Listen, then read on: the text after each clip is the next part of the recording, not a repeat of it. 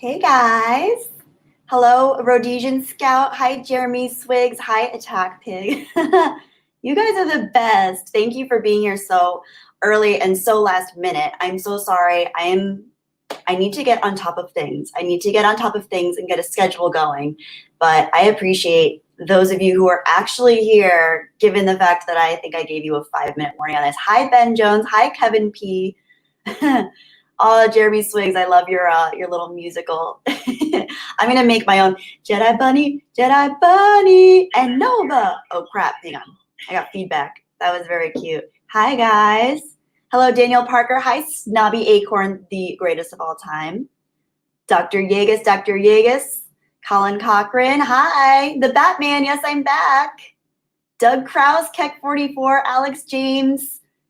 Kazimal Jimmy. Hey guys, oh my gosh, yes, Bill W, we are live, and I cannot believe I'm live right now. I did not think this was gonna happen today. It was a very last minute thing, if you haven't noticed. And yeah, I'm gonna try to get better at that. But we'll see. I'm appreciative. I can't believe you guys are actually showing up here right now. Hi, Ali Shep. Hi, Draco Argentis. Hi, Cosmic Error. Peter Sharon. Hi. Snobby Acorn. Oh my gosh, you just finished making a drawing of me. I am very curious to know what that looks like. I'm hoping it looks very similar to the Uncanny Valley situation we have going on with your profile photo, because that is pretty fascinating. Hi, DJ Fox. Hi, Rascally Rabbit. Thank you for swinging in. Hi, guys. You're the best. Oh my gosh, I am so impressed that anybody showed up today. I did not think that last minute thing was going to get anybody. Cosmic Error, Daniel Parker. Ooh, I'm glad you're getting caught up on the Clone Wars. Don't give me any spoilers past season 2. I can't have any spoilers yet. Hi, Markrell. Hi, Kevin P. Yes, Kevin P. So short since my last live stream. I know. I'm like I told you guys, or I don't know if you were here the last live stream, Kevin, but the last time I decided I was going to try to live stream more often and get more comfortable with this, because I'm still nervous, but I'm feeling a little bit better. So we'll see. Live at the Budokan. Hi, Bruce Lombardo. Bruce Lombardo says, hail to the chat. Yes, by the way, guys, always, please feel free to have conversations amongst yourselves. Introduce yourselves to each other. I want this to be a whole group hang, especially for those of you who are more like me, introverted. It's always nice to be able to meet fellow people of the internet who enjoy discussing various topics. Oh, Cosmic Error, thank you. That's very kind of you. And thank you, Peter. Oh, Ben Jones, you're awesome. Thank you. Of course, we're showing up. We love your streams in the separately united introvert community. Exactly. Oh my gosh, Scott is here. Scott, you changed your, I noticed that the other day when I was browsing through my subscription feed, you changed your screen name to Multi-Minded Scotty. I like that. So you're branching out from films, from being the open-minded movie man to being the multi-minded Scotty. Very cool, Scott. The Batman, thank you. I'm glad you like that I'm back soon. It's good for me. I think it's a good, healthy thing for me to talk to you guys more often. I'm really enjoying it. Ooh, Delta 4684. That is very cool that you're building a model. I'm curious what you're building. Very cool. The only model I ever built that I can recollect other than playing with Legos as a kid was I built I think it was a 1964 Pontiac GTO. It was the Monkey Mobile from the Monkees, who I loved the Monkees growing up. I don't know why. I was born in the 80s, but I loved the Monkees. They were my first concert. For my 14th birthday, I begged my parents to buy me Monkees tickets because they were reuniting, and my first concert was the Monkees.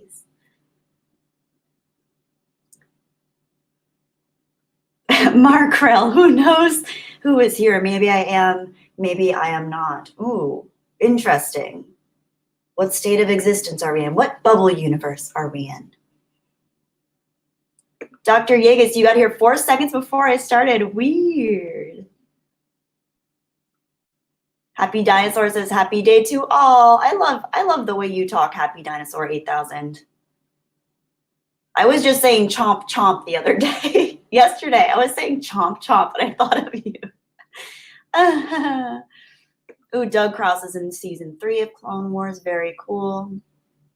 Multi-minded Scotty, you were able to change your oil. I need to get on that. I think I have about 2,000 more miles to go before I need to change it, but my car's kind of old, so I should be changing it sooner than later. So I'm gonna have to get on that oil change soon. Oh, Ollie, you can't stay for long. Happy to hang for a little. Thank you, Kevin P. Hero. Hello, Hero 360. Hello, Riff Rocker Don. Yes, back so soon. Yes, I'm glad you guys are happy about that.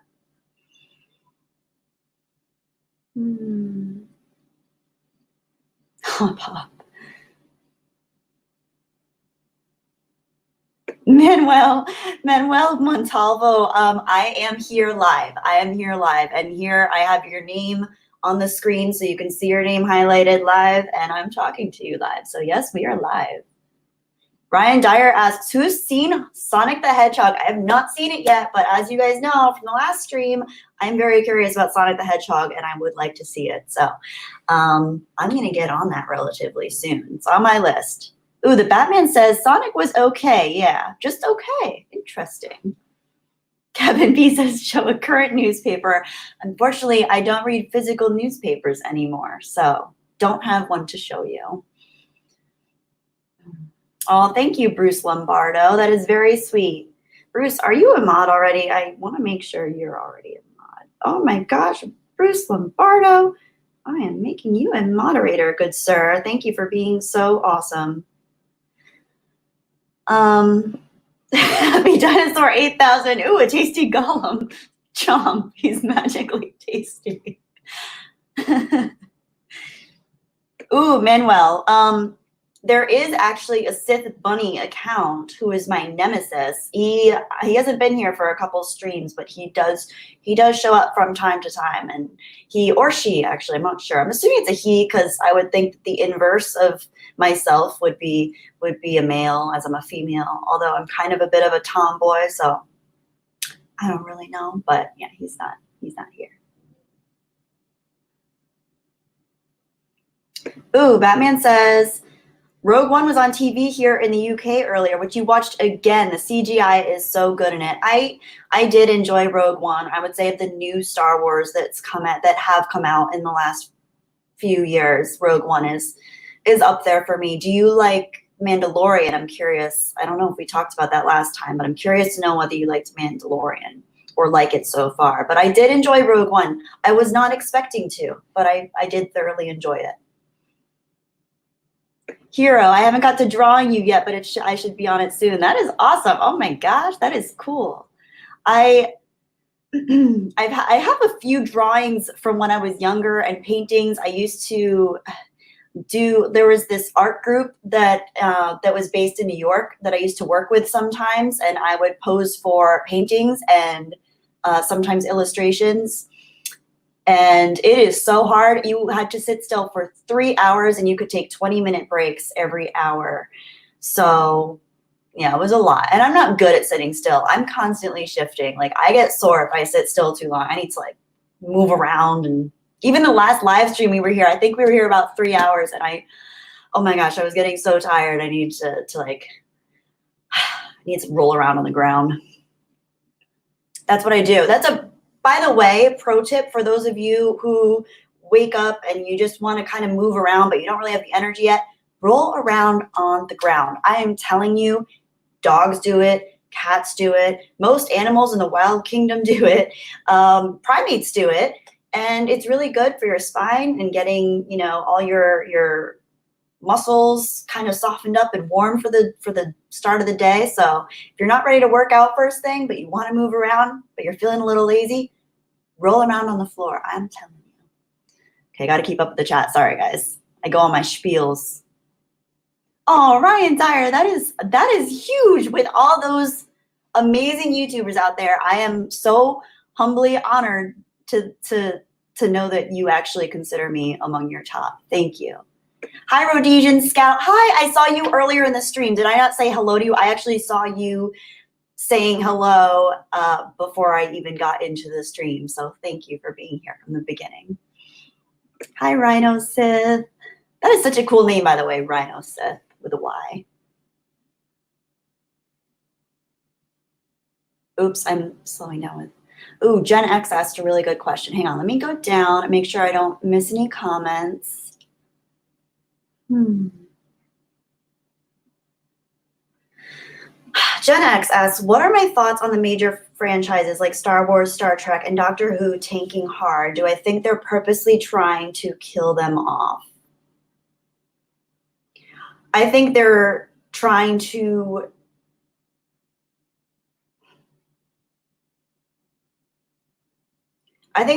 subvert in a way that's obnoxious enough that they're going to loosen out the original fans, and they're trying to create a new fan base. It's falling completely flat, by the way. Like the fan base that they're trying to reach are people that I don't think have the same level of emotional investment. So you might get some people, I think there are some people on the periphery that don't really mind the completely new and different characterizations of the plot lines and the characters that they love.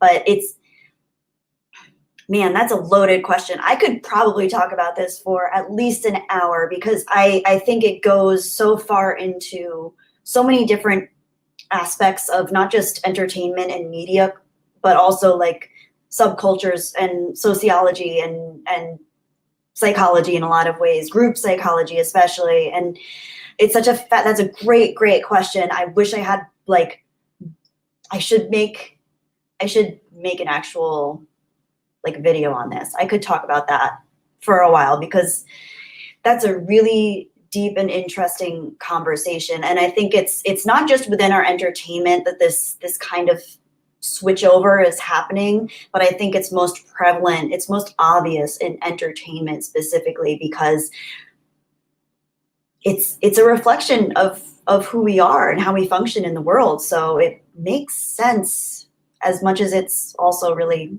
unfortunate. So yeah, I could keep going, but I don't want to miss too much of the chat. So let me keep going with the chat.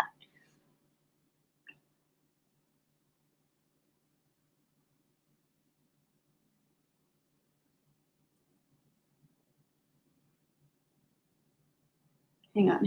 I'm missing some guys. Hang on. Okay. Stompy Acorn Jedi Bunny is my one top favorite YouTuber. Thank you. That's awesome. You're so sweet. The Batman. I haven't seen The Mandalorian or Baby Yoda yet. Aw, I will soon though. I like the sad face. That's okay. I've only watched up until I want to say episode 4 of The Mandalorian, and I wasn't blown away, but I appreciate a lot of the elements of it. I appreciate that they're trying to call back to the original trilogy, the tone in a lot of ways, and the unexpected hero's journey and that kind of thing. It's fun. I like that it's done in a kind of Western tone, well, a definite Western tone. But I haven't watched enough to have a full scope on it. I only watched, like I said, up until episode 4, so I'm still figuring out whether I like it or not. Ali Shep, I want to say I agree with you. Talking with people is a healthy thing. Human beings need human interaction. Sometimes it's a good thing. Yeah, sometimes it is a good thing. I think it is important to have a healthy balance of human interaction. And yeah, that's the thing. I think as an introvert, I'm always inclined to keep to myself but I keep to myself. But when I find people that I know, there are 2 different types of people as far as I'm concerned. They're the type of, with human interaction, they're the type of people that you feel like you can have a back and forth with and just have an ongoing conversation. You can go on different tangents. It's give and take. One listens while the other speaks. One speaks while the other listens. It's back and forth. It's not lopsided or one-sided. I talked about this the last stream too. I think it's so important to continually take account of how we are functioning within any given interaction. Like if we're the one doing all the talking, or if we're the one just constantly talking about our lives, but we don't really know how the other person's doing or what they're doing, that's really important. And I noticed that within my daily life with whatever I'm doing, there are certain people that I speak to on a regular basis who, you know, I feel know nothing about me because they're doing all the talking and kind of monopolizing conversation, which is fine. Those people can be really fun and exciting and live exciting lives, but I find that as an introvert, I get really tired talking to people like that.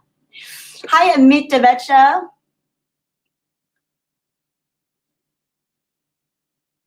Oh my gosh, Manuel, it's weird. I was thinking about your advice on social media and deleted my accounts, leaving it behind. Wow, that's amazing. That's really cool, Manuel. I don't necessarily want to tell anybody to delete their social media accounts. I personally have social media. I just don't use it. I'm not actively on there using it, posting, or absorbing anyone else's posts. And I do personally feel better when I'm off of social media. A lot of people have been asking me if I'm ever going to do Twitter. I don't think that I will at this point, just because I already struggle with finding balance in my life in terms of the things that I want to prioritize, what I want to do, who I want to interact with, what I want the basis for my my daily tone of life to be. And I find that when I'm on social media, it just absorbs so much time and energy and mental space. And like, I think people like to think that we just have an endless amount of focus and time and energy to do things, but the reality is that oftentimes we're depleting our inner focus and ability to kind of enjoy little moments if we're scrolling through things. So I find that if I go on there, it's very addictive. I'm very quick to just stay on there and scroll infinitely and look at bunny pictures or cat pictures or dog puppy pictures, videos of snakes, videos of flies, ant colonies. Oh my gosh, I've been through so many rabbit holes of just looking into like ant colony information. It's crazy. Oh my gosh, Matt G, hang on. Okay. See, I have my phone in front of me, so I'm going to try it because I don't have Jeremy today. I don't want to bother Jeremy today. So I'm making sure that I get the super chats through watching my phone. Matt G, thank you so much for your super chat. Let's hear those Eternal Sunshine thoughts. LOL. Thank you so much, Matt G, first of all, for your super chat. I will definitely talk about Eternal Sunshine. I saw you on the stream last night that you wanted to talk about it, and I could go on about Eternal Sunshine forever. It's a phenomenal movie. I personally love it. I'm sure there's a huge sector of people that don't love it, but I will talk about that. And don't worry, guys, I will be sure to scroll back up through the chat and get back to you guys too. But since Matt G is here asking about Eternal Sunshine, I don't want to go on a whole spiel about Eternal Sunshine, but because I don't want to give anything away for those of you who haven't seen it. Okay, so last week, when was Valentine's Day? Was that last week? Last week, I made a community post recommending Eternal Sunshine of the Spotless Mind to anyone that was in the mood for a kind of edgier, more realistic take on love and relationships and the complexity of intimate relationships. And I find Eternal Sunshine of the Spotless Mind to be a phenomenal film in terms of breaking down and kind of deconstructing the turmoil and the angst that people experience within relationships, and how it's important within relationships to kind of face ourselves. And it does a really good job of exploring how we project and transfer a lot of our own insecurities and fears onto the other person. But more so than that, I don't think even within the plot it's as special as just the overall tone. It's just so different as a film. It's so different. It explores things in such a different way. And that's by Kaufman. I always forget which one's which. Is Charlie Kaufman or Philip Kaufman? And another one of my favorite films that involves relationships and love, and it has a completely different take that's not sappy, it's not annoying or dramatic or sensationalized in any sense. It's The Unbearable Lightness of Being, and that's by the other Kaufman. I think that one's Philip Kaufman. Either way, they're both by A. Kaufman, who are both phenomenal directors. And The Unbearable Lightness of Being, if you like Eternal Sunshine of the Spotless Mind, I don't necessarily think it's a smooth transition to The Unbearable Lightness of Being, but because there aren't really surreal elements in that one, but it's just a beautifully done film that really explores the nature of love and relationships in a way that I think is more true to the human spirit. And both of them have a very philosophical take. So I believe what's it called? Oh my gosh, The Unbearable Lightness of Being is based on a novel. And Eternal Sunshine of the Spotless Mind, I believe, has roots, or I think it was originally a poem, and it has roots in Nietzsche, I want to say. Oh my gosh, hang on. We have Mr. Pete here. Mr. Pete, thank you so much for your super chat, Mr. Pete. My latest nature vid got bees and flowers. I hope you watch. Mr. Pete, you know I will always watch your nature videos, especially when they involve animals, and I love bees and flowers. So I will be watching that. Thank you so much for the super chat, Mr. Pete. That is awesome. I'm so excited. Oh, that's so cool. For those of you who don't know, Mr. Pete has a very cool channel where he just uploads quick little videos. He explores the whole United States. He drives around. He has great little animal videos, and he has a very soothing, calming voice as well, I find. So very cool channel. Okay, let me see. So yeah, I could go on and on about Eternal Sunshine and Unbearable Lightness of Being, both of which I recommend. Very different films, but both really good for delving into the topics I was discussing earlier. Oh my gosh.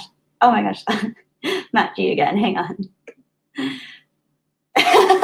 And now those curb thoughts, LOL. Boom, boom, boom, I just watched the new episode of Curb last night.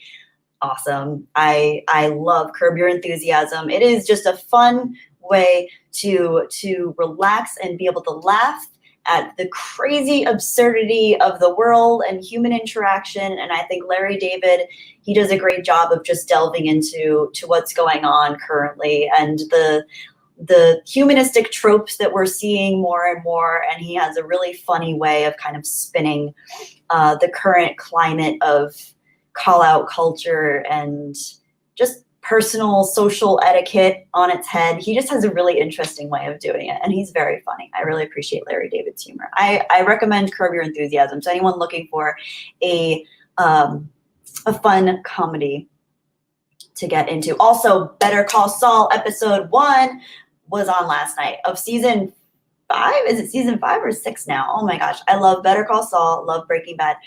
Oh my gosh, Ben Jones, here we go. Don't worry, guys. I'm not going to become one of those YouTubers who only reads super chats. I'm just trying to make sure I don't miss them because I don't have Jeremy to help me today. I just make sure I don't miss them. So, Ben Jones, I feel more comfortable being myself in your streams than anywhere else. It helps me realize how much I need to break down my wall. Thank you. Oh my gosh, Ben. This is I was actually talking with Gary N. You are here. Thank you, Gary N., first of all, for being here. Ben Jones, thank you so much for your super chat. I was talking with Gary about this earlier today. It's always a beautiful, like, meaningful thing to hear positive feedback about the stuff that I'm putting out there, whether it's a video or a live stream or whatever I'm saying. But the most meaningful and rewarding thing that I've been hearing from some of you is that that you guys feel as though you have a deeper sense of belonging, and that me talking about how, you know, oftentimes vulnerable or sensitive I feel, especially in regards to being more introverted and guarded and anxious about things, that means so much to me. And to know that I'm reaching any of you in the capacity where I'm actually able to you know, touch a nerve as far as like self understanding goes, and also like you said, Ben, how much you need to break down your wall. Like that is so beautiful, and I that's something that I've struggled with for most of my life, and it isn't until recently I think, you know, I think I've been working on it, especially as an adult, especially after graduating university. I think I really like tried to like almost get tunnel vision in terms of like, okay, who am I really, like what am I doing, what is my not my purpose in the world, but who am I, what am I doing to clear a path for myself towards a place where I can be myself, but also what am I doing that's a part of me that might be holding me back. And seeing you guys talk about that, and having people like you, Ben, or Gary, or I know there have been a lot of you guys who have spoken to that point, and it just means the world to me. So thank you so much, Ben, for saying that, for your super chat, and just for saying that in general. I said the same thing to Gary earlier. It warms my heart when I see that, and when I feel that connection, that I just know that you guys understand. And I think I'm not speaking only for myself when I say that it seems like a lot of us grew up feeling as though we didn't belong, and we didn't really have a place in the social structure where we felt like we could be ourselves, and we could be connected to that part of ourselves that made us feel weird or awkward. And I don't know, it's a beautiful thing. And I could talk about this forever, because this is like the defining feature of this. I feel like this specifically, like this comment here, Ben Jones, like this is what, you know, what makes it all worth it for me. Like I love talking about film. I love talking about a lot of different things, as you guys know, but I think what gives me the most meaning and reward in life is connecting with people, because I think growing up, I had a hard time feeling that sense of connection with others. So yeah, thank you so much, Ben. That was awesome. Ooh, I'm emotional now. Oh my gosh. Rhodesian Scout, thank you so much for your super chat. I always love seeing your streams. You're one of my favorite people on YouTube. Thank you so much, Rhodesian Scout. That is beautiful.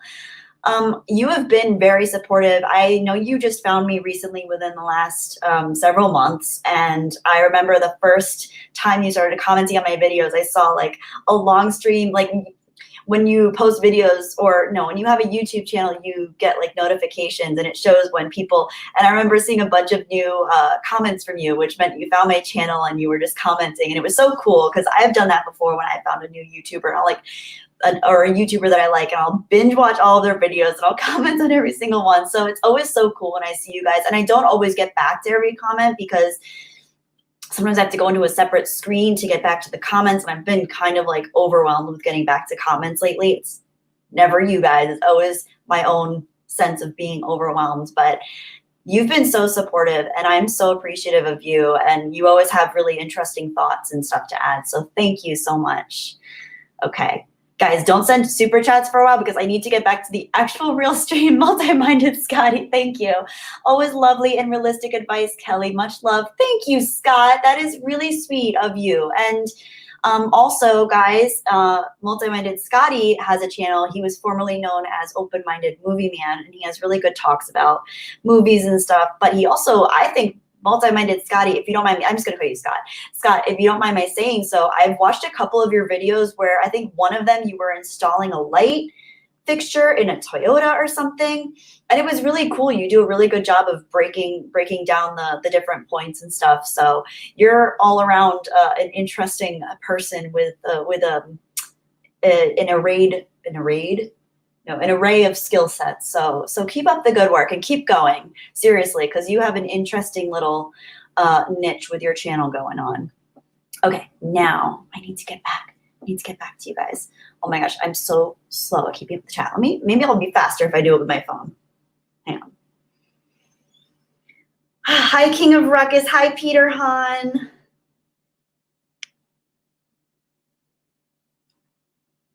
Peter Colabucci, hello. Will Gentry's here.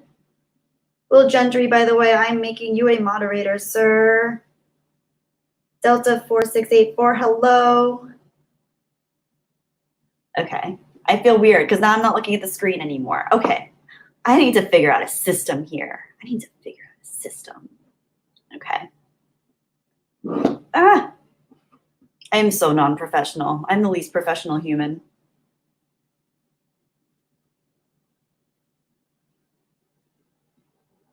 Oh, Hero 360. Aww. Wow, I was feeling a bit down from what happened earlier today, but this stream's kind of starting to cheer me up. This is why I love you, Kelly. That is so sweet. Oh my gosh.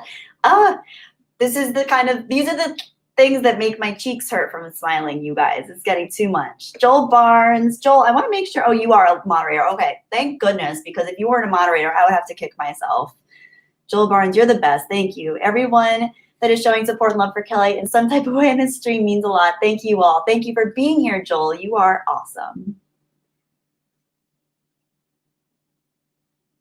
Oh, Rhodesian Scout. Thank you. Bruce Lombardo, set my phone. See, I would, but I'm not streaming from a laptop. I'm streaming from a PC, but you know what? I think that actually does work. You know what? That's the last time I doubt you. That is the last time I doubt you, Bruce Lombardo. Thank you. I set it up on my PC, so now I can see. That is so much better because now it's actually within my line of sight. So much better. Thank you. Joshua Tika's here. Oh my gosh, wait. Okay. I'm such a boomer. I almost accidentally put you in timeout. I'm sorry. If I ever put anybody in timeout without you saying anything, it's a mistake on my half. I don't think I've ever done that, but just be aware.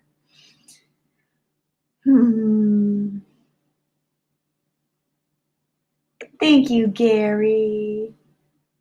Hi, the DX brother 13. Manuel, no, it is not weird to totally prefer isolation rather than talking to anyone. My coping mechanisms are writing, listening to music, and watching TV. No, that's a sure sign that you are more on the introvert side of the spectrum. There is a social spectrum. We have introvert, wait, let me do this visually, okay. We have introverts and we have extroverts. In the very middle are ambiverts. I am, which one was an introvert? Okay, we're gonna say this one's an introvert. Left, I'm a left-handed person. I'm also an introvert. So my left hand is gonna be introverted. My right hand's gonna be extroverted. I am like right here. I'm not all the way here, but I'm like right here. I'm not an ambivert. I always say this. I wish I was an ambivert. Sounds like you're a true introvert. So, and there's nothing wrong with that. I think it is important to have a few close relationships in our life, whether that be family or a couple of close friends that we can truly connect with, even if it's someone you meet online in a chat room or on a Reddit thread that you like. Like, I think it's important to have some person to interact with. But the fact that you're on YouTube talking in the chat is a good thing, because I think as an introvert, even that sometimes can fulfill the needs that we have to be social. And I do find, of course, being social is on a spectrum. There are times when I feel more social than others. And there are times when it feels really good to be social, but then I need, also as an introvert, one thing to be aware of is you do need time to recharge as well. Whereas extroverts can just go all the time and they don't even want to be alone with their thoughts. They just want to be constantly going through social stimulus and interactions and hangs and conversations. And they don't really need to recharge that battery. They recharge through social stimulation.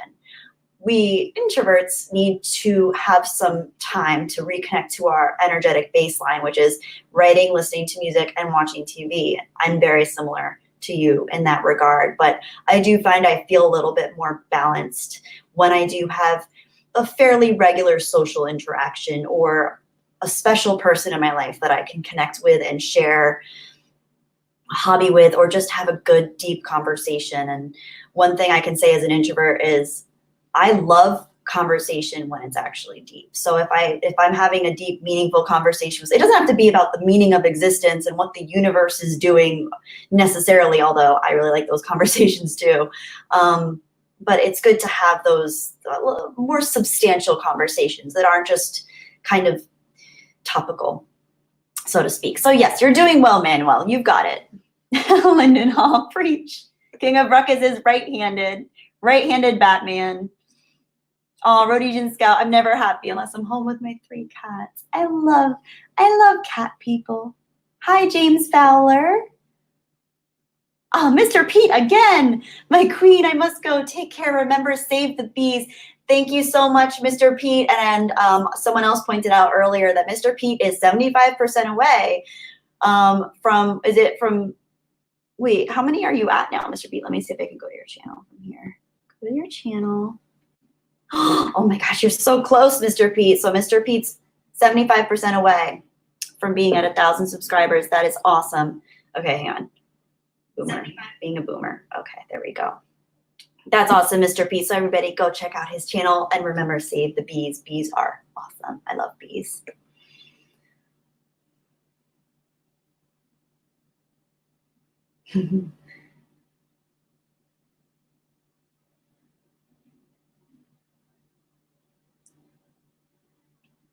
Okay, reading your chats, reading your chats.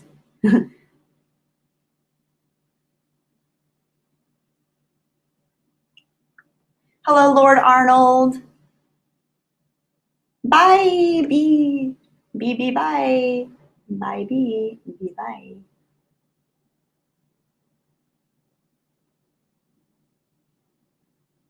You guys are having some interesting conversations on here. Howdy, Wise Guys Entertainment. Did I just realize that I think I just realized that your name is actually pronounced Wise Guys Entertainment. Have I actually said that before and I just forgot? Sometimes I don't know where my mind is. Save the koalas. Amen, Snobby Acorn. They need saving too.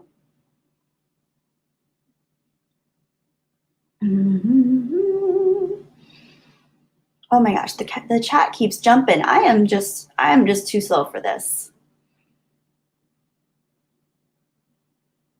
Oh, the Batman. Thank you.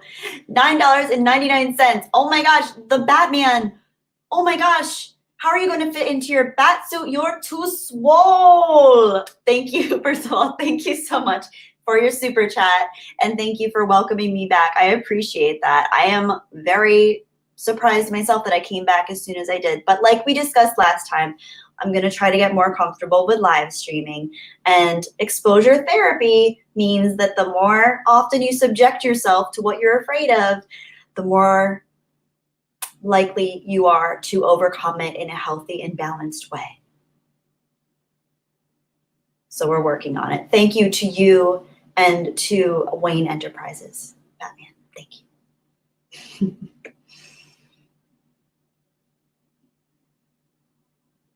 Oh, Wise Guys. Oh, that's good to know. I'm not even going to attempt that now because every time I try to do something on the technical side of things, I feel like I just completely abandon you in the chat. And I don't want to leave you guys. I don't want to leave you guys here while I try to figure out things. One day I'll figure it out. Cancel Culture asks, why are you afraid? You must be new here. No, so I've talked about this quite a few times now on live streams and a few different videos, but I've definitely struggled with putting myself out there in the YouTube spectrum because I just get nervous sometimes, and it's not the most natural of settings for me. I know some people, it seems like it comes so naturally to them, like Jeremy and Anna and Mary Mayhem and so many of the people that I watch regularly that are within more this kind of community. They're just so natural and comfortable, and I definitely feel like I kind of have to not psych myself up more, but kind of relax a little bit more because I think I just get nerves. I don't know. It's hard to explain. I know a lot of you guys in the chat already know and understand what I'm talking about. But yeah, it's been something I've always kind of struggled with fitting in socially. So I think when it's YouTube and it's like, it's a very voyeuristic realm because people are watching and I'm alone, but people are watching and engaging. I feel like I'm on the spot and it's scary, but I am getting used to it. It is getting better because now I feel like I actually have friends now. And so many times when I come to the stream, every time I come to the stream at this point, I see people and I recognize you and I'm like, there's my friend. And I genuinely consider you guys part of my friend group and my social structure at this point, because I value your feedback. I value your input. I value what you have to say, the conversation starters, the questions. Like, some of you guys ask questions that make me genuinely reflect on my thoughts, my opinions, who I am. And it's really cool. So yeah, long story short, cancel culture. Sorry for the long answer, but I guess I'm afraid just because it's a big deal to me, and connecting with people is a big deal to me, and I want to make sure that I'm coming from a place of being genuine and authentic to myself, while also being able to respect and get to know others. So yeah, that's what it is. Okay, I missed a bunch of comments explaining that. That's why I can't go into long explanations. I'm sorry. Thank you, Gary N. Hi, Psychonaut. Oh, thank you. I seem so natural and comfy. Thank you. I appreciate that I actually reflect that way, because I don't feel super nervous now. I feel much more in tune, and I think that's what really takes the edge off, so to speak, is really connecting with you guys and what you're saying. And I think that's really the trick, is just getting to know the people you're talking to. Because if you look at it in terms of, if we were all in the same room hanging out, you're not going to feel comfortable if you feel like you don't actually understand or see where the other person's coming from. You're going to feel either defensive or reflexive or hypersensitive, insecure. So when you feel like you understand where other people are coming from, who they are and what they're feeling and experiencing, it gives you that extra level of insight to feel comfortable to be yourself and know that whatever universe the other person's coming from, that you're coming from your own space and you can kind of meet in the middle. Now I'm just going off on a tangent. Aw, the Batman. We need to protect Jedi Bunny at all costs. That's sweet. Thank you. That's a very sweet sentiment. And thank you for your super chat, by the way, the Batman. Oh my gosh, how could I forget to thank you for that? And I love that it comes in pounds. That's pounds, right? I'm assuming that's pounds. Thank you very much for your super chat, Batman. And Wade Enterprises.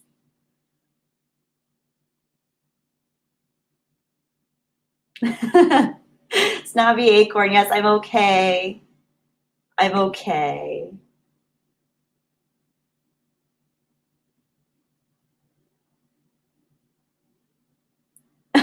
Hero first said, I wish I could donate. I love that spelling. Don't ever be sad about misspelling things. And he said, Jesus, I can't spell. First of all, let me say, I tend to have pretty good grammar and spelling. But anyone who doesn't have pretty good grammar or spelling, if someone judges you for that, screw them.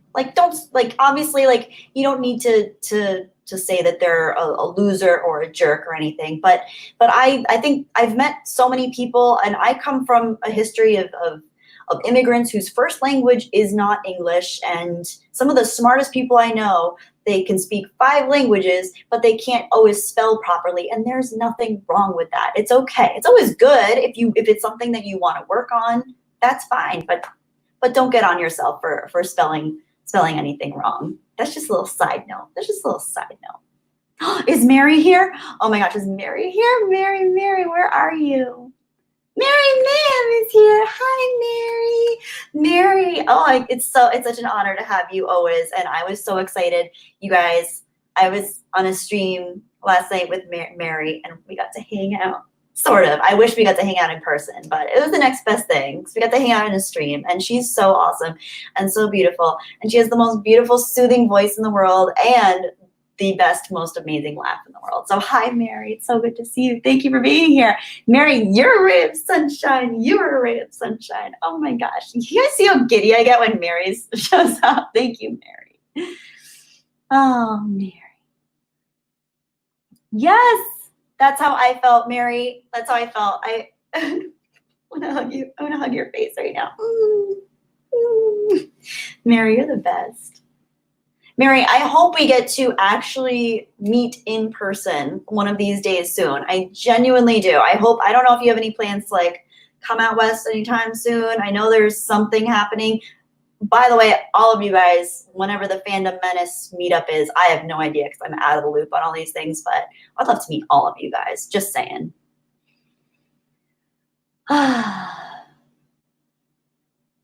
Will Gentry, I just noticed the title of his stream. Very informative, Kelly. Yes, Will, I did not know what to call the stream. I never know what to call my streams, so I just threw a little smiley face in there because why not? I don't know what I'm doing. So it's just a reflection of my off-the-cuff nature, I suppose. Gary N. Gary, thank you so much for your super chat, first of all. Time for a joke. Okay, here we go. I am so ready. Gary and I have a saying. We say, stay cool, stay weird, stay corny, because I love corny jokes. Okay, here we go. Time for a joke. A set of golf clubs walks into a bar. What'll you have? Nothing for me. I'm the driver. Oh, that's actually really cute. That's good. That's good. I'm a driver. That's very good. It's cute. Gary, thank you so much for the super chat. And thank you so much for the corny joke, because you know I love corny jokes. That is my favorite. Corny jokes are my jam, guys, in case you didn't know. Okay. Oh my gosh. The Batman again. You're going crazy, man. Yes, these are in pounds, so worth more than dollars. Eee! Oh, that's very cool. Well, thank you, first of all, the Batman. My mother was born in England, although she doesn't have an English accent, and you would never know that she was English. Thank you so much for your super chat. I think my English accent is quite shit, and I do apologize if it's insulting on any level for me to be trying to do an English accent. I'm really not sure which region I'm from with this accent, but I'm trying, and I wanted to thank you in an English accent because why not? That was really embarrassing. I'm sorry. Okay, I'm done. Thank you, Batman, by the way. Hail Wolfie 13S.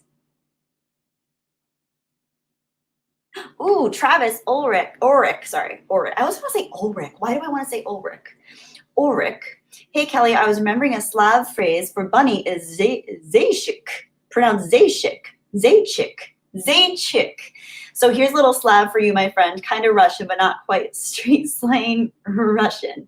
Very cool. Zaychik. I like that. Very cool. Reminds me of Slavoj Žižek. I'm probably pronouncing him wrong too. But he's a pretty fascinating philosopher, modern day philosopher.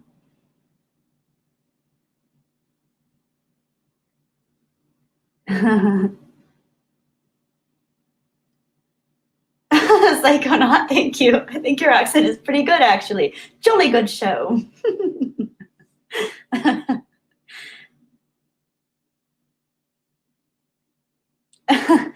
Oh, Ryan Dyer, if I bring my Fandom Menace shirt to the Mass Fandom meetup, I wonder how many fandom members would autograph it. I would autograph it. I will autograph it, and I'll draw. I need to like make up a signature. Maybe I'll do bunny ears and lightsabers crossed. Yeah, because why not, right? Matt G, thank you for your super chat. Supercalifragilisticexpialidocious. Oh, I wish I knew that whole song. Thank you for your super chat, Matt. That's a great thing to get someone to say with a super chat. Oh, thank you, Hero. I'm glad you like my accent. No, Rhodesian Scout. You have to go to work and walk some dogs, so I will see you later. I will see you later, my friend. Thank you so much for showing up to the stream and for your continued support. You are awesome, and I really appreciate you. So thank you. I hope you have a great night and enjoy your dog walk. Walking dogs is fun. Dogs are awesome. Gary, and I have not watched Top Gun in a long time. So, and I mean, I enjoyed it, but I think I saw it a little too late in life to fully appreciate it and go all like full on fan mode with it. So I don't have enough of an understanding of its fan base or enough of an understanding of its cultural meaning and impact to really have an opinion at this point. Something tells me it doesn't have a super high chance of going woke like a lot of other Hollywood franchises these days, but that remains to be seen. Who knows? But that's a good question. I should rewatch Top Gun because it's been a long time. I want to say I think the last time I saw it was 2010 or something, maybe even earlier. So yeah, I got to give that another watch. The Batman. Ooh, you're Welsh, not English. By the way, we hate the English. Oh, crap. Okay, well, that's very cool. Wales is cool. You got Catherine Zeta-Jones. She's pretty awesome.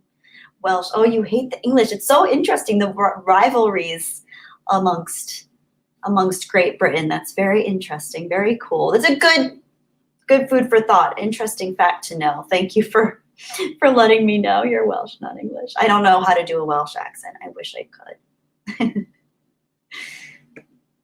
And thank you for your super chat, of course. Chris Stanley's here. Hi, Chris Stanley.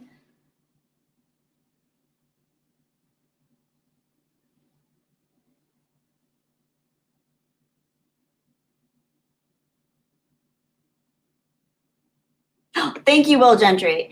It's supercalifragilisticexpialidocious, even though the sound of it is something quite atrocious. If you say it loud enough, you'll always sound precocious. Supercalifragilisticexpialidocious. Thank you, Will Gentry. I think I just had an out-of-body experience from that. Thank you. Oh my goodness. That was great. Thomas Woodford, hello.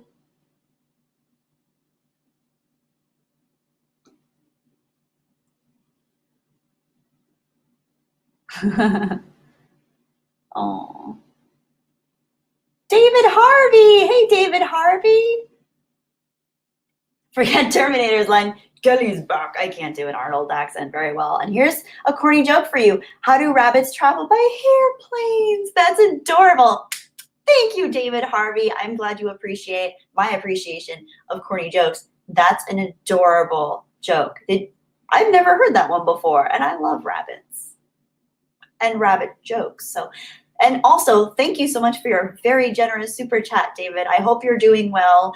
And I kept picturing you going to a movie theater with a group of elderly people, even though I know that you clarified later on that it was your parents that you took to see Sonic. But I kept thinking about that, and I thought that was like the cutest image ever.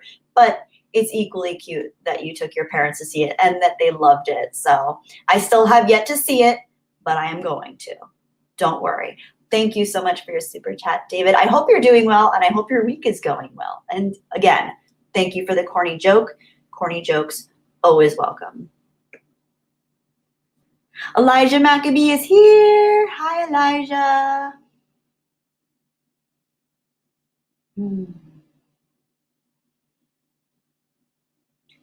King of Ruckus. I know I already said hi to you, but hello again. I love your name. Under the Sea. No, sing Under the Sea, please. LOL. Oh man, I wish I knew the lyrics to that. If somebody gives me the lyrics, I think I might be able to get it. But lyrically, I'm at a loss for a lot of the Disney songs at this point. It's been too long. I haven't seen Little Mermaid in many years. Many years. It's been.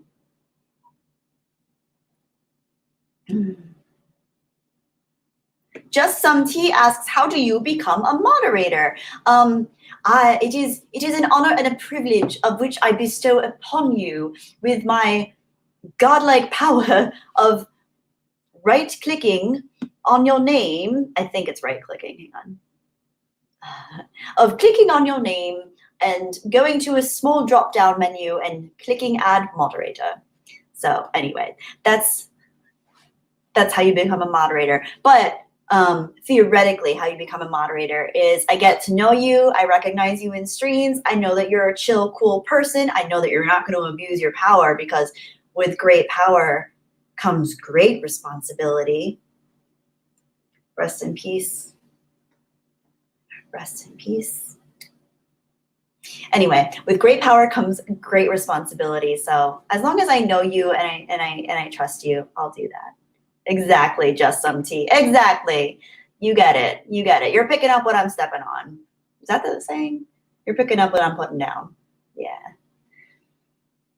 Wolfie 13S. What's a Jedi's favorite dessert? An Obi-Wan cannoli or Wookiee cookies. Yes. Yes, just some tea. You can become a moderator one day.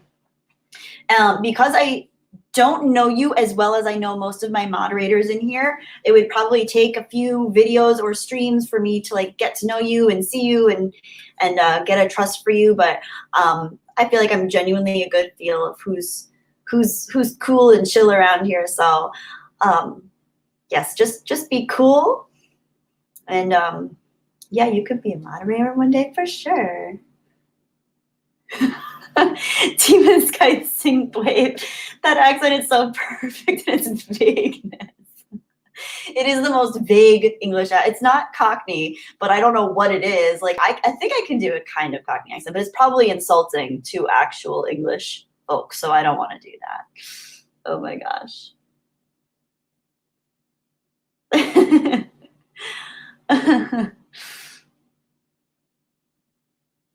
Oh my gosh, David Harvey actually has it. Oh, see, I don't remember what part that is. I can't hear the melody in my head, and if I can't hear the melody, I can't sing it. Do you want me to like ad-lib the sing? Because I won't have the melody, right? When the sardine begin the big wine, it's music to me, it's music to me. What do they got? I can't. It's so embarrassing. I can't. Oh, but thank you. Oh, Mary's leaving. Everybody say bye to Mary. Mary, thank you so much for stopping by. Oh, gotta scoot, sweetness. Have a stream starting shortly. Have fun, everyone. Everybody, make sure Mary's going to be starting a stream soon. Make sure you're subscribed to her channel so you get the notification when she starts streaming, and then you can head on over there if you're getting bored with me, because Mary is awesome and she does really fun, invigorating streams, and she's just like a beloved butterfly of the fandom menace. So she's always got something really cool and interesting going on. So definitely check her out. Bye, Mary. Thank you so much for stopping by. And we have to do a collaboration soon. I would love to do something together. So if you're still here, yeah. And if anybody goes to her stream, tell her that you want us to collab, because I want to collab with Mary. She's awesome. Oh, Lord Arnold, thank you for doubling my sub count. I have 2 special thank you tabs for you on the last couple of videos. Oh, that's awesome, Lord Arnold. I have to check those out. I noticed that you've been uploading. You uploaded a couple. I think I saw you had one of the Goodyear blimp in Daytona, and you had another one of a launch. I have to check those out soon. I have Nova's here. Hi. Hi. Hi, Nova. Nova wants to be on the stream, you guys. Because every time I stream, she has to come say hello. Nova, come here. Yeah, we're going to pick her up. Nova, come here. You want to walk away? Are you going to come here? Yes, look at your baby. Look at this little muffin.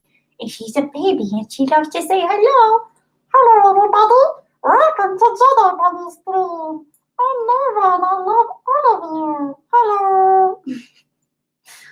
Hello. Wow, look at all of you. Okay. Oh no, the cat fur on my face again. I do it every time and I forget every time that I just get straight up cat fur on my face for like, oh my gosh. Oh. Yes, you know the Nova voice. You know the Nova voice. Nova is as big a part of this community as any of us. Mm. Mm-hmm. Oh wait, where'd it go? Multi-minded Scotty says, Kelly, I do appreciate your genuine shout out, especially on my dome light video. That's what it was, the dome light. My vehicle is an '06 Corolla, over 200,000 miles. My next review is True Romance, a 1993 Tarantino movie. It's funny you say True Romance. I've been meaning to watch that. I've always heard good things about it. I love Tarantino. Very good to know. I'm going to see if I can watch True Romance before I see your review because I don't like spoilers, but good to know. I have an '08 Scion TC. Her name is Sayonara, and she has 130,000 miles on her because I've driven her all over. I took her from New York to California. I took her from Florida to Rhode Island. She's been all over the place. She's a little traveling girl, so I love my Scion TC. If you guys are ever in California and you see a light blue Scion TC with a Jedi symbol on it, on the gas tank.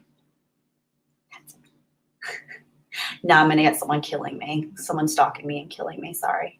Not that any of you guys would do that, but, you know, someone could find out. Oh my gosh.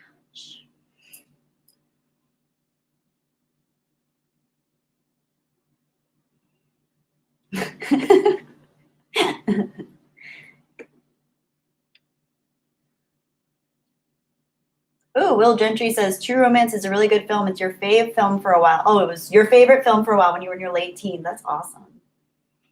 Yeah, I love Tarantino. I went through a huge Tarantino phase when I was in my late teens too.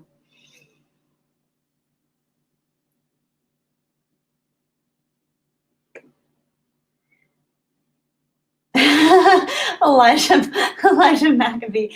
So chill and cool. How did I become a mod? I'm a spazoid. You're not a spazoid. You're much cooler than you give yourself. You're much cooler than you give yourself credit for. Let me tell you. What is the saying? There is a great saying that I really love is you're only as cool as you think you are. And it sounds cheesy, it sounds cliche, and it sounds really abrupt and on the nose. But it is so true. Like, I think I went almost my entire life feeling like I had to be someone I wasn't in order to be liked or to be appreciated or to feel connected to people or to make friends. And it hasn't been until relatively recently that I've realized, like, and it's not about necessarily like faking it till you make it either. I think it's about genuinely connecting to yourself, appreciating who you are, what your strengths are, and going with your strengths, not trying to necessarily I think I also had a mindset of always trying to fix myself, fix my weaknesses, build up what I was bad at. But I find that if you try to appreciate what your strengths are and focus on those, it gives you the confidence to know that you do have something to offer. So anyway, I could go on about that too.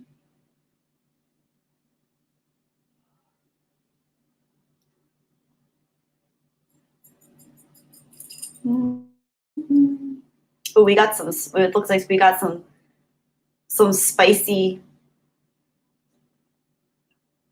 do we have a spicy talker in the, oh, Ben Jones. So okay, so let's squash some beef, guys. I'm gonna try to be what's the term? A mediator and squash some beef. Ben Jones says you'd be worth driving halfway across the country to stalk, which I do think is funny. Thank you. As long as you're not serious, of course, as long as it's facetious, which I'm assuming it is. I'm inferring the silly tone of that, which is, you know. And then Bruce Lombardo, who is awesome also. Ben Jones and Bruce Lombardo are both awesome. I know you guys, I recognize your names, I recognize you. Bruce Lombardo, being awesome, being very sweet, being a gentleman, said, if she was your daughter, would you type that? Thank you, both of you, first of all. And I think you're both coming from a good place.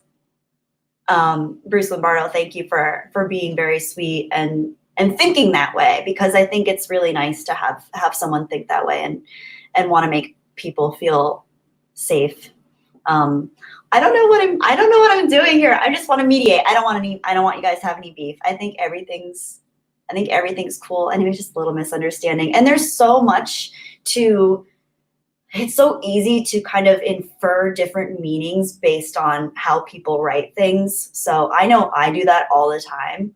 Like if I see someone type something, I almost always assume the worst possible connotation in it because I'm super sensitive and I'm mushy and sensitive and I'm a scared little bunny. So I get scared and sensitive when I read certain things. So I understand that. But Bruce Lombardo, you're awesome to be sweet like that. So thank you. But I don't think he meant anything bad by it.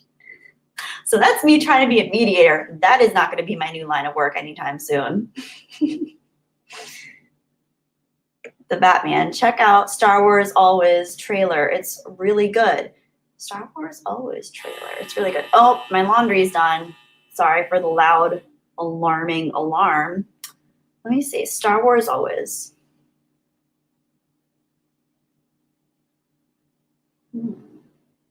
Ooh. How did I not know about this? Thank you, Batman, for your super chat and for your recommendation. I put that in my watch later list and I will watch it later. I don't want to get in trouble for watching it now. I don't know what Lucasfilm or Lou's Cafe, I guess is the original creator. I don't know what Lou's Cafe will do if he finds out that I watched his thing on a live stream. I don't want to get in trouble. I don't want to get shut down. Ooh. Tarantino wrote True Romance to fund his work for his Reservoir Dogs. Cool. Demon Sky Synthwave. Important points. P.O. Box. Today's playout song, Project Luminous. What Star Wars toy did you always want but never own? Those are perfect points. I don't have a P.O. Box yet.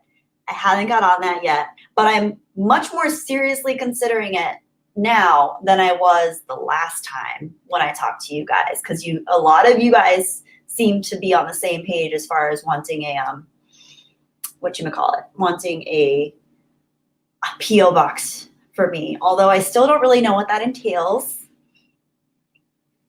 I don't know if we're going to get any like Ted Kaczynski vibes in the mail. I don't know. We'll see. I'm sure you guys are awesome. And you wouldn't send me any shrapnel with anthrax or anything, but I'm thinking about it. But in all seriousness, I'm considering it. So thank you for reminding me. Chris Stanley, always nice to see you streaming, Kelly. Thank you, Chris, and thank you so much for your super chat. That is so sweet. And it's always nice to have you in the streams. And it's always there are often times when I'm in someone else's stream and I see you in the chat. And it's always nice to see you in chats, which is the way I think I've come across a lot of you guys, has been seeing you guys in other people's chats and having side conversations.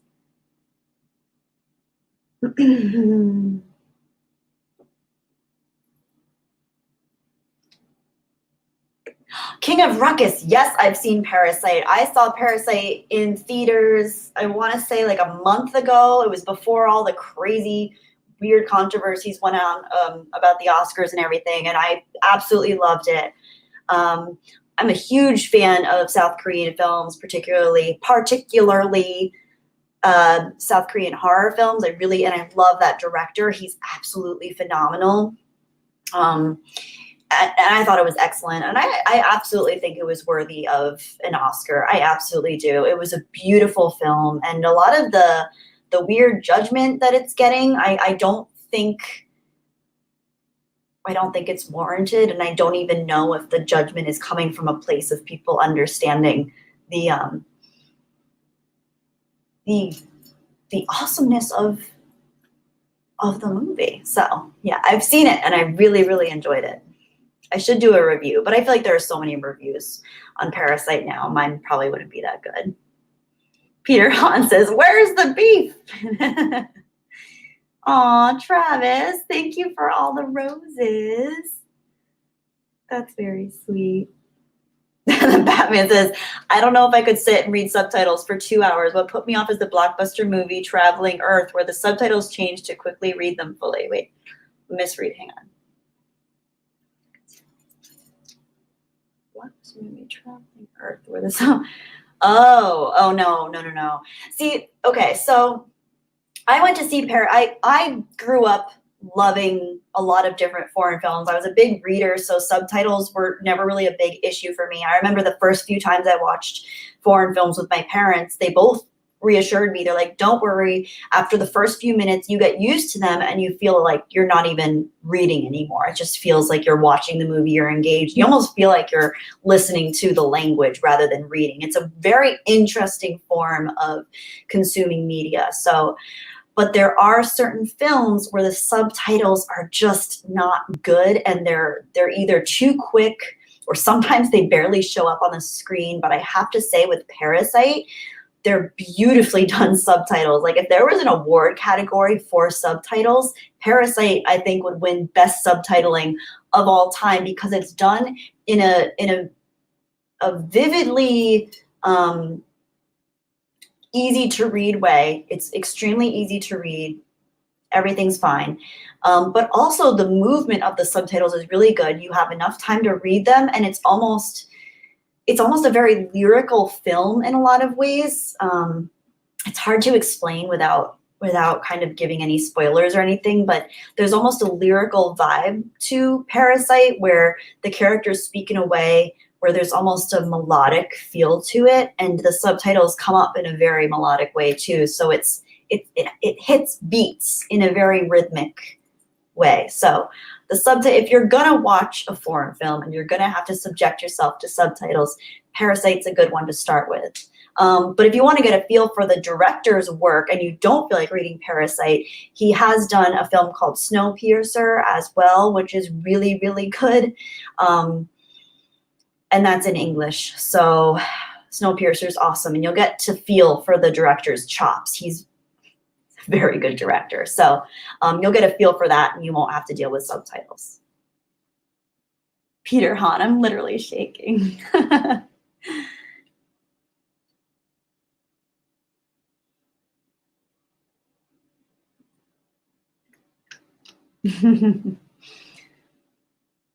Yes, Chris Stanley, synchronized subtitles do help. Exactly. Wait, is Odin here? Did I miss Odin? Oh, no. Crap. Odin! I missed him. Oh, no. Odin. I'm sorry I missed you, Odin. I didn't know you were in here. Guys, just so you know, Odin's movie blog, he's awesome. He has an awesome channel. He's a great person. He's got some really cool stuff. So I'm sorry I missed you, Odin. I'm so bad at keeping up with the chat. This is why. I need Nova to be my assistant, but she's just over there eating kibble, so she's not gonna help. Bearded Nerd, yes, I agree. Parasite blended dark humor and horror so well. I still can't understand how he pulled it off so well. Brilliant film. I agree. It is a beautiful, brilliant film. It is one of the most incredible films I've seen in a long time. And his work is all excellent from what I've seen, but I think this is by far his peak so far. And I expect more great work from him because it's just awesome. Okay. I can't keep going back because I'm gonna miss the new comments.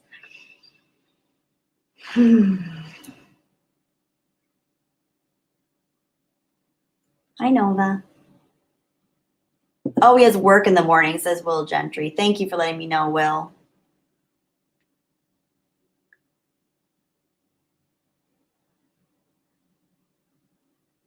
Yes, Joel Odin is incredible.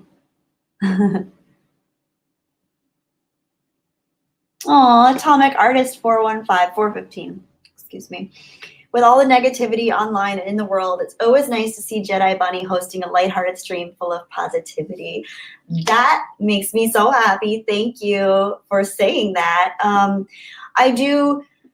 I consume a lot of YouTube in my free time. I try to make as much of my free time about peaceful or meaningful activities as possible, but I do go on YouTube a lot, and I love so many creators here on YouTube, there's so many phenomenal videos, video essays, reviews, channels, but I do find it can all feel like a lot sometimes. So when I do live streams, especially on my own, I want to kind of create a peaceful, serene space where we can all just connect and be real and genuine and talk about life, just general, life stuff, feeling like we're connected to ourselves and each other. And so that's really sweet that you say that. Thank you so much, Atomic Artist. Hero is asking for me to hum Battle of Heroes. Please remind me what Battle of Heroes is. Is that Star Wars? I don't remember. I don't know the name of the song. Battle of Heroes. Let me look that up. Battle of Heroes.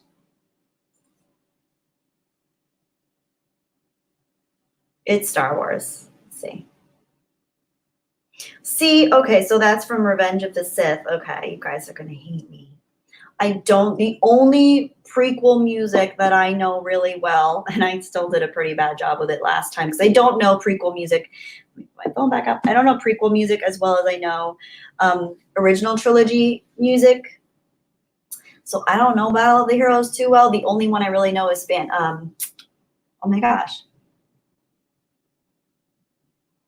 Duel of the Fates, which I hummed last time or whistled, I forget. Yeah. So unfortunately, I don't know the song you're asking me to hum. I'm sorry. I'm pretty well versed in like Fellowship of the Rings tunes or any of the original trilogy tunes or Pink Floyd. Several other things. I don't know. Now I'm on the spot. Sing the South Park theme, says Elijah McAfee. I don't know all the words to the South Park theme. And I mean, yeah, I don't know all the words. I'd butcher it. I mean, I hear it in my head, but I don't know the words. I'd butcher it. Sorry, I can't do it. Yes, Will Gentry.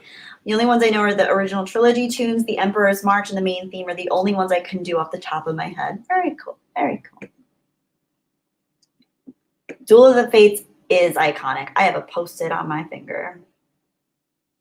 This is, I use this to put over my webcam when I'm not streaming or not doing anything because too many horror stories about people being watched while they sleep or cook or whatever. I mean, I'd only be basically sitting on my couch reading or watching YouTube videos anyway, so it would be pretty boring. Cuddling with Nova, though, if somebody wants to stalk Nova, but that's why I have my Post-it to cover up the camera. Hi, Greg Rivera. Thank you for being here, Greg. It's always good to see you in the streams.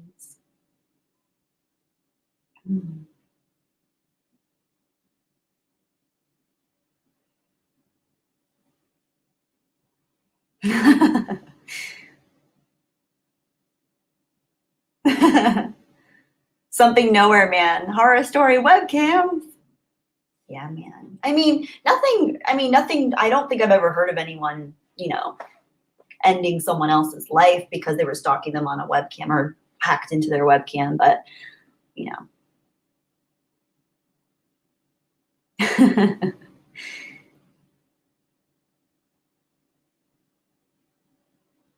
Man, I want my cheesy puffs. I could do Cartman begging for cheesy puffs. Man, I want my cheesy puffs. Man. In my head, it sounds good. I don't know how it sounds audibly to anyone outside of my cranial cavity. Oh, just some tea. Jedi Bunny, I'm going to go now, but I have a Discord if you want it to get to know me better. I don't have a Discord. I don't know much about Discord, but thank you so much for letting me know that. I will look into it. I don't know what Discord is. I've heard about it. I've heard echoes and whispers of this Discord, but I've not yet stumbled upon what precisely it is. So I'll look into it. So thank you.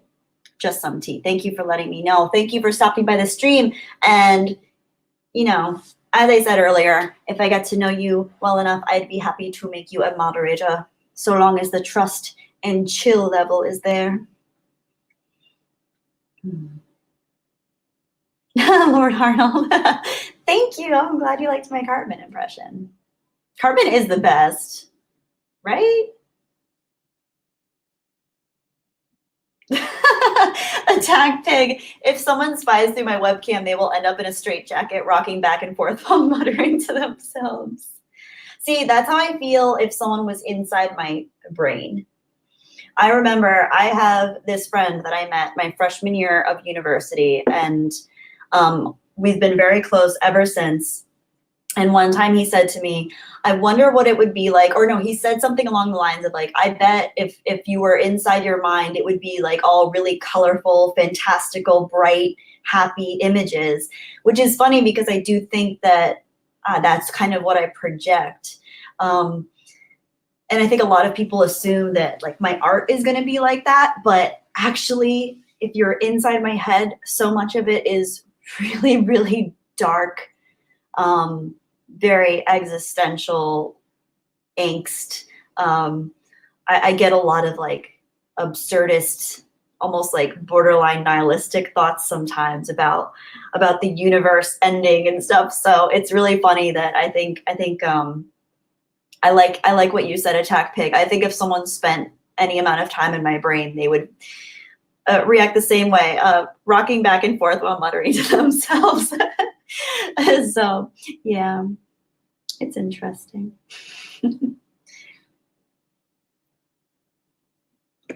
Elijah Maccabee. I get my mom at every birthday with chicken pat pay, so she makes it for me to shut up. That's cute. Annoying moms is fun when you're a kid. I miss annoying my mom. We would be on long drives and I just keep making like the same sound over and over and over again until she was like, she'd snap. Maybe I'll do it for you sometime. Oh my God, Wolfie. Where does Vader get his fancy capes? At the Darth Maul? Funny joke. That is a funny joke. Mm.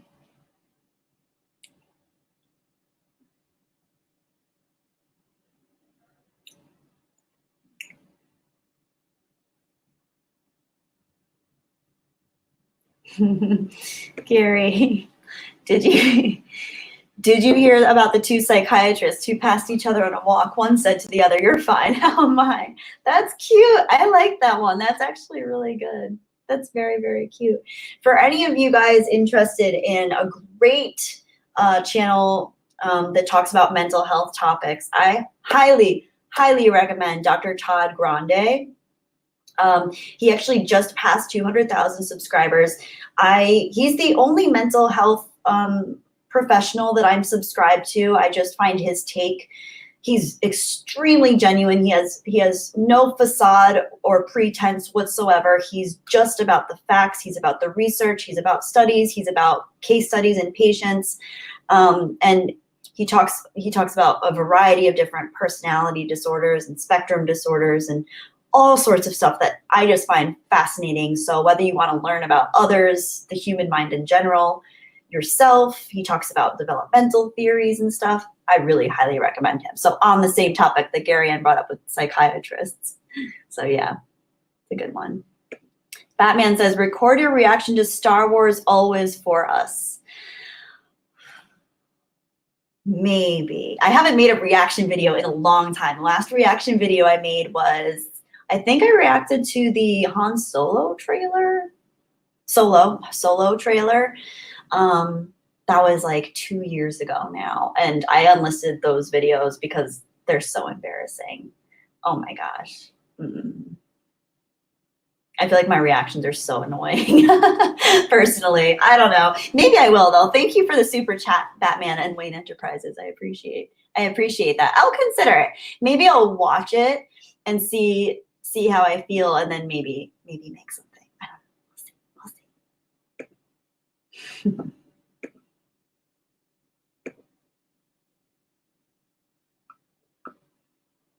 Alex. Hey, Alex.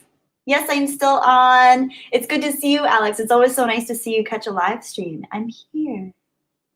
Lord Arnold, Star Wars Always, I guess is a video. I think it's a fan-made video by someone called Lou's Cafe, and the Batman recommended that I watch it and that I actually make a video reacting to it. So we'll see. I told him I don't really do reactions much anymore. I'm not much of a reaction channel. I tried doing reactions when I first started doing YouTube a couple years ago when I was like in my original Jedi Bunny phase, which I think is very different from how I present now, which is much more authentic to who I am. But yeah, it looks interesting. I'm gonna give it a watch. It's in my watch later playlist, so I'll probably watch it tonight and then maybe I'll do a reaction. I don't know. We'll see. Multi-minded Scotty. Oh, Scott, thank you for your super chat. Gotta go take care of yourself. Good night. And you too, Scott. May the force be with you. And I will try to watch True Romance relatively soon. I do love some Tarantino, and I've heard only good things about that film. So thank you. And everybody, if you've seen True Romance and you want to watch Scott's review, he's going to be doing one relatively soon. Or if you want to know how to install a dome light in your car. Very cool. The Price is Right review. Thank you for your super chat. Sup, gal? I go see Impractical Joe. Human verbalization skills returned. Okay, here we go. The Price is Right review. Thank you for your super chat. Sup, gal? Go see Impractical Joker's movie. Funny. Thank you for letting me know. Oh my gosh, I'm so embarrassing. Okay, thank you for letting me know. I do know that that's a movie. I've seen billboards for it because apparently LA is billboard central. And that's like one of the first things I think I would change about LA aesthetically, not because there are a lot of things that I would like to change about LA, but we're not going to get into all that. Aesthetically speaking, other than the litter, please don't throw things out your car windows, by the way. Other than the litter, I would like billboards. Like we know what's out. We know what's coming soon. We know what's in theaters. We know what's streaming because we constantly are inundated with it on social media and YouTube. So like we don't need billboards everywhere. I'm sorry, I'm getting off topic, but I did see a billboard for it, so I know that it exists. Oh my gosh, I just disproved my own point by acknowledging that I saw a billboard for it and I knew it existed. But I'm sure I would have seen an ad for it eventually on YouTube too. So I think I'm rationalizing my point anyway. But thank you for your super chat, The Price is Right review. Do you have a review on Impractical Joke? I guess it's a weird thing to review, but yeah. Billboard ran. You're a nerd.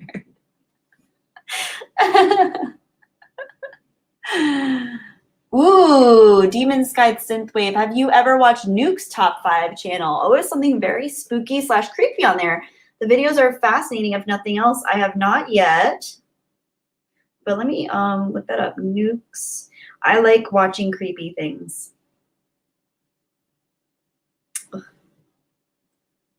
I love mysteries, unsolved mysteries and stuff. I'm not so much into paranormal things just because I don't really subscribe to paranormal phenomenon. I usually think it's just stuff that can either be explained by Occam's razor typically, or it just hasn't been totally explained yet by science, but there's probably rational explanations.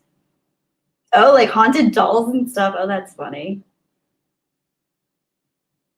Okay, so I got a feel for their channel. Thank you for the recommendation. I'll look into that.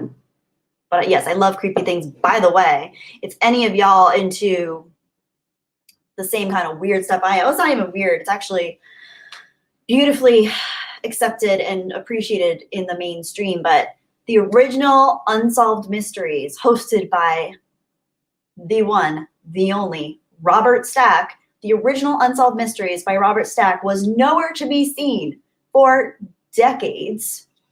I guess it was on Amazon Prime,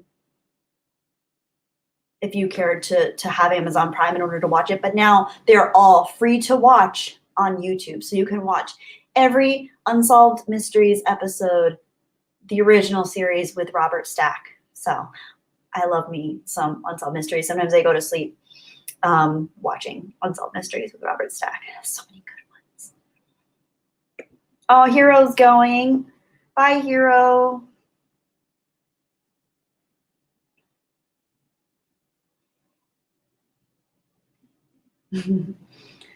Yeah, Robert Stack, rest in peace. I know, he was so cool.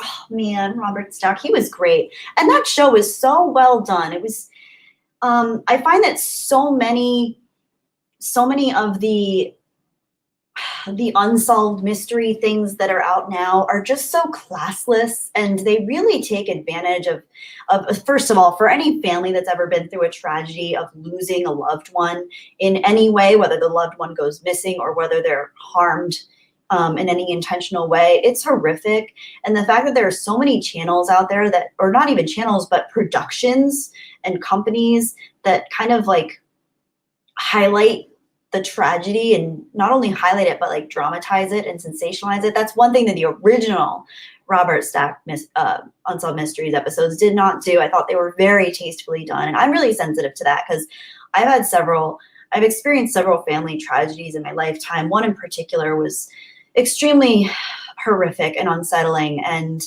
my heart goes out to people who have had anything happen to them tragically. Life's hard enough as it is, but if your family has to go through something unpredictable and tragic, it is literally one of the worst things you can experience. So I find I'm very picky with how I engage with that type of media. If I find it's sensationalized or over the top, or they're using really dramatic music, or even the editing can be so over the top reenactments.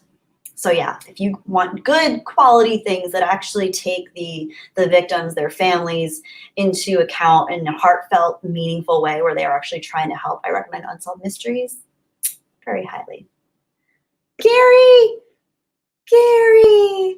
Kelly, I have to run, but before I go, I wanted to thank you so much for helping me to become a better version of myself. Gary! Oh my gosh, Gary, that is so sweet. That's so beautiful. I hope you're still here and I'm talking to you. Oh my gosh, Gary, thank you so much. You know how much I care about you. You have become, I think, one of the people in my life that I feel like I actually know on a deeper level through getting to know you. And it's all because of your support from the start of me posting my awkward, weird self out there. Gary, I hope you know how much you mean to me, and that the fact that you've been there for me from the beginning and supported me from the first time. I was so scared to put myself out there, and you've been there. And I want to say it goes both ways, and likewise to you. I feel like your support and you being so supportive and caring, you've helped me become a better version of myself too. The fact that I had any iota of positive feedback from you and this community about who I am, and the fact that I'm awkward and uncomfortable and I feel scared and nervous and anxiety and existential anxiety, like the fact that there are people, especially like yourself, that recognize that and appreciate it and embrace it has helped me really want to keep doing this myself. So Gary, thank you so much. And it means so much to me to know that I've had any kind of impact in that realm with you. So thank you so much, Gary. I hope you have a beautiful night, and I'm sure I will talk to you soon. Oh, Gary, and thank you, obviously, thank you so much for your super chat. That was beautiful, beautiful of you. Thank you, Gary. I want to make sure I didn't miss any more. I hope I didn't miss any more super chats. Oh my gosh, I'm so bad at keeping up with comments. Okay, I'm going all the way back now. Let me go back down. Sorry, guys. Oh, Gary, you're the best. Thank you so much.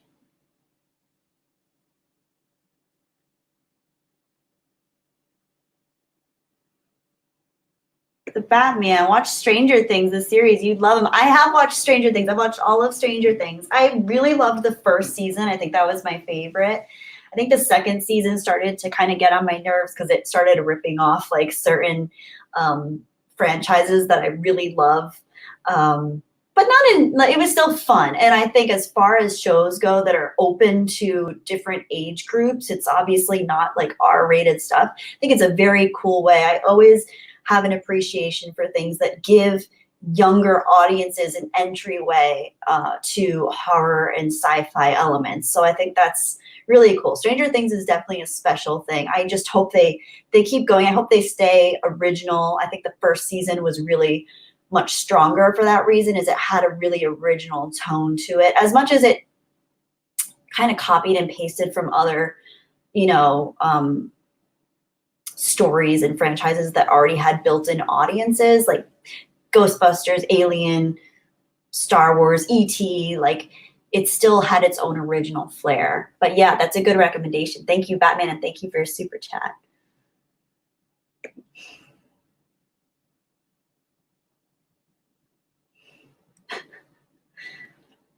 Bruce Lombardo.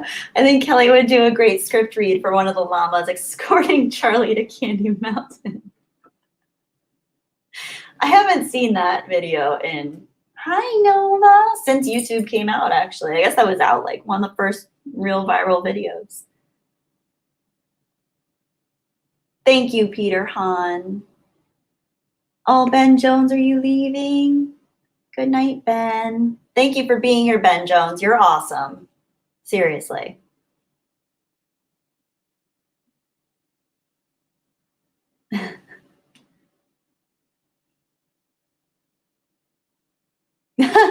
Bruce Lombardo. What Stranger Things did is make the kids rush to the local game stores to buy Dungeons and Dragons. Another awesome.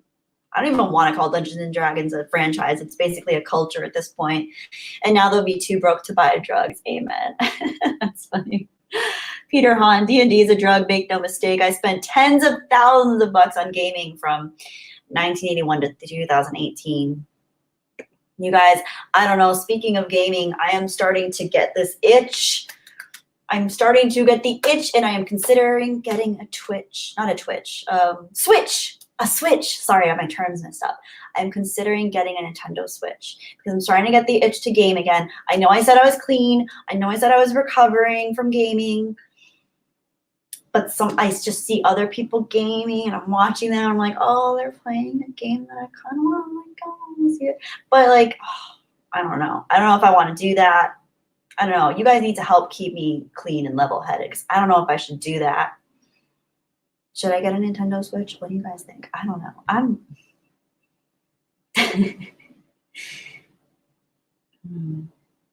Lord Arnold. Oh, be careful, Kelly. I know.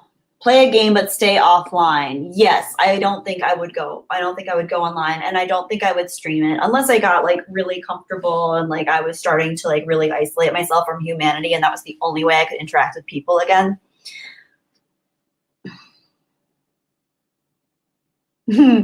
Bearded nerd. There are much worse things to be addicted to.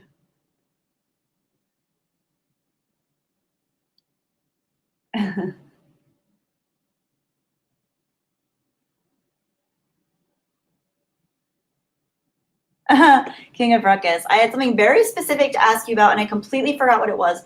I hate when that happens, and no, son, I will not help keep you off gaming. Succumb to the dark side. I love it. And love it. Oh, that's funny. Well, when you think of what it is, just let me know.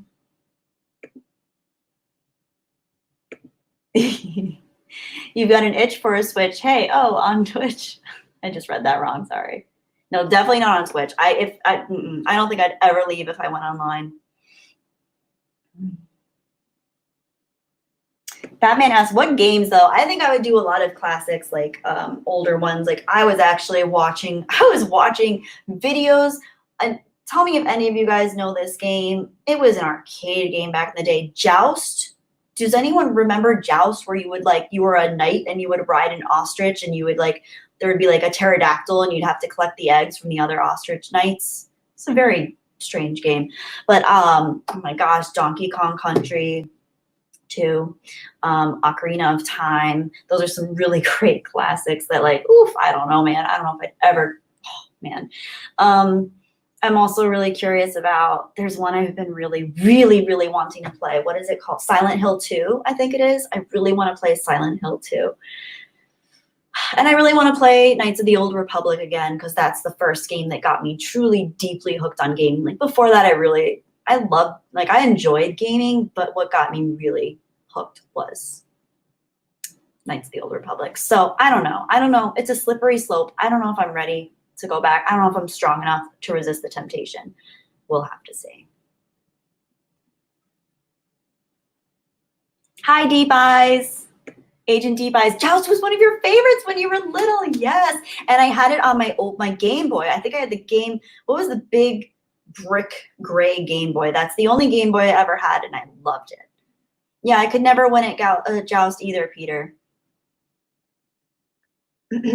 I don't know if I ever beat Joust. I got really far, but eventually, because it would speed up with every new level, eventually it would just go so fast. I don't know if anybody ever beat Joust. I tried to find videos of people beating it, and I couldn't find any. But I've also been really into watching people do speed runs in different games. Like someone did a speed run of Ocarina of Time, and he's talking about all his different his understandings of the game and the formula and his different techniques to kind of not cut corners, but to do it in the most efficient, speedy way. It's just like addictive just to watch people talk about gaming. Like honestly, Keck 44, I'm old.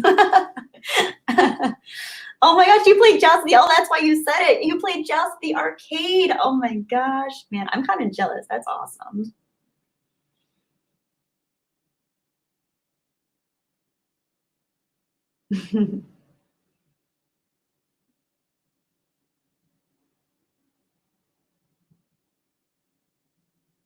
Hi, Ada Classics, or Ada Classics. I don't know if I'm pronouncing that right. Ooh, you're beautiful. Hi.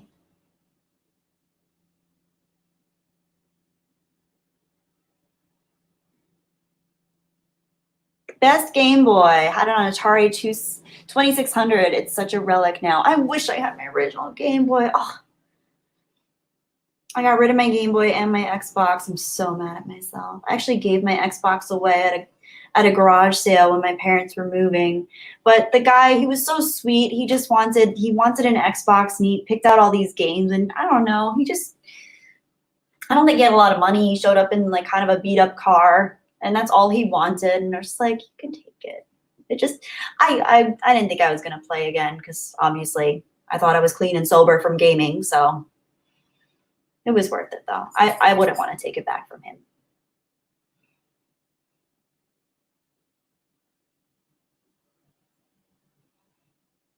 Oh, Yakosai, you have your original Game Boy. I'm jealous. I'm jealous. I wish I still had mine. Oh my gosh. I had Donkey Kong in there, Tetris, Joust.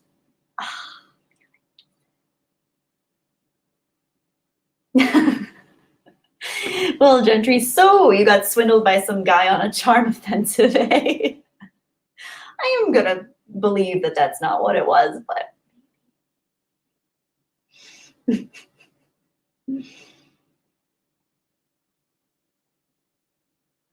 I never played. Wait, someone asked a question. Where did it go? Oh my gosh, I keep falling behind. Oh my gosh, Spyro, yes! I think I played that. What was that on? Was that on PlayStation? What was Spyro on? Yes, I remember Spyro. I loved Spyro too. Oh my gosh, you just reminded me. I need to look at Spyro videos later for the nostalgia. I've just been going down a little bit of a rabbit hole watching old video games that I used to play. Don't judge me, whatever. But Spyro, yes. Batman, yes, yes. Thank you for your super chat. First of all, thank you for reminding me of Spyro. Wow, yes. Spyro, and I loved Yoshi. I loved his noises. Yeah, PlayStation, yeah. No game shame. Oh, King of Ruckus. My mom sold my Atari 2600 in a garage sale. I still love her, but I was mad. I can relate. I can relate, King of Ruckus. I can relate to that. I still I think most of the stuff that I really, really loved growing up, especially my Star Wars stuff and action figures, I still have. But there were quite a few things that mysteriously went missing when I was a wee little one, and I really miss them. But someone else has them and is enjoying them now, so that's okay. Peter Hahn, we all remember Joust. I love that. I wasn't expecting anybody to remember Joust. It was like, it just seemed like such an obscure game, and I think I got it as a hand-me-down, or maybe it even came with my Game Boy. I think I got my Game Boy secondhand. I don't remember, but yeah, it was, man, it was an addictive game, though, let me tell you. All of them were addictive, man. Tetris, the music, oh, God. I forgot how great video game music is, too.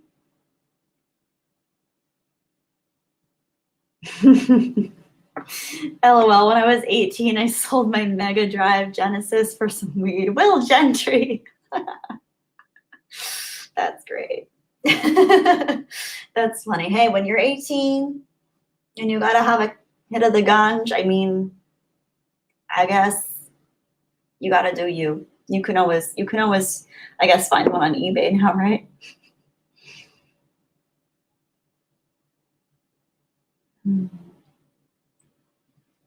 I don't know how like actual real live YouTubers keep up with their chats so well, because I feel like I am just all over the place with this. I remember E.T. on Atari. That was one terrible game, PTSD. I didn't even know there was an E.T. game. That's hilarious. By the way, can we all just take a moment to appreciate Nova sitting in the meatloaf position, staring at all of us, judging us silently from the couch? By the way, for those of you who aren't familiar with cat terms, Nova, that's the meatloaf position. It's when they tuck all their limbs under their bodies, so they're like tucked up like a little meatloaf. I think that's so cute.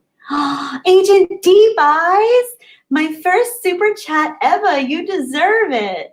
You make so many of us so happy just being here. Turn our awkward frowns upside down. Agent D-Buys, thank you so much for your super chat. That is so sweet. I am honored.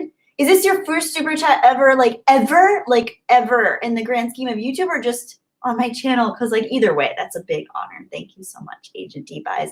You're awesome. And I love looking into your profile photo eyes. They're so cute and beautiful and mesmerizing.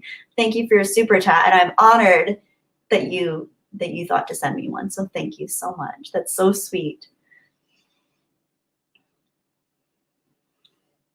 Anything I can do to make, like, it just makes me, that is the most rewarding thing, is when people say things like this, turn our awkward frowns upside down. That's so sweet. I think I spent so much time feeling so lonely and like so much of an outsider that I never want anyone else. I never want anyone else to experience it. I know that's impossible, and I know that people are inevitably going to experience their own form of like isolation and sadness. But if there's one thing I can do, if there's anything I can do, I want to help people, you know, realize how special and valuable and important they are, especially you guys, because you guys add something to my life that I don't think I'd be able to achieve otherwise. I have close connections with people. I have people in my life that I value incredibly. I have a few close people in my life that I don't know how I would live without them. But for the most part, I'm not a huge social butterfly, because I find it's hard to connect with people on a real level in real life sometimes. But it's so cool that we have each other here and we're able to connect on whatever it is we're connecting on. And it's really special. Darth Barbie's here. Krista, hey girl. Krista's here, guys. Everybody, this is Darth Barbie, Krista. She's amazing. Krista, by the way, I know we talked about it last night, but congratulations again on over 4,000 subscribers now. You are growing so fast. Everybody, go check out Darth Barbie, aka Krista's channel. She is awesome and beautiful and special, and she is a human dolphin, which, Krista, by the way, I always said if I were going to be an animal, I would want to be a dolphin or maybe a tiger, because I'm more of a cat person, but I love dolphins too. And they're social in a way that's like, I feel like dolphins don't peer pressure each other, which is a really nice way to be a social creature. So yeah, dolphins are awesome. Yay. Oh, a lot of you guys are already subbed to her, so that's perfect. Yakosai, I'm already subbed. You're a smart one. Dolphins are smart, Chris Stanley. They are extremely intelligent. I believe they're in the top 10 smartest species of this planet, which is very cool. Yes, dolphins are amazing. Pigs are smart too, Peter Hahn. Pigs are smart too.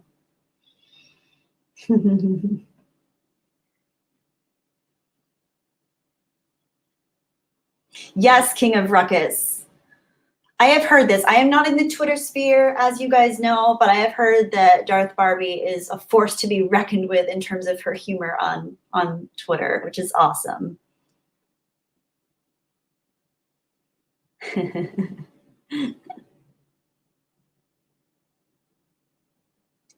Aw, Elijah. If we weren't physically separated in real life, we would welcome you with open arms. Thank you, Elijah. That's very sweet. Cat 44. I missed the goose part. I know that Chris is a dolphin, but apparently she's also able, she's just what's it called, an animorph. She can just morph into whatever creature it is that she's feeling particularly in the mood for. So dolphin, goose, snake, whatever, who knows. Oh wait, hang on. Wait, where'd it go? Darth Barbie. If you can own a wild animal, what would it be? A wild animal.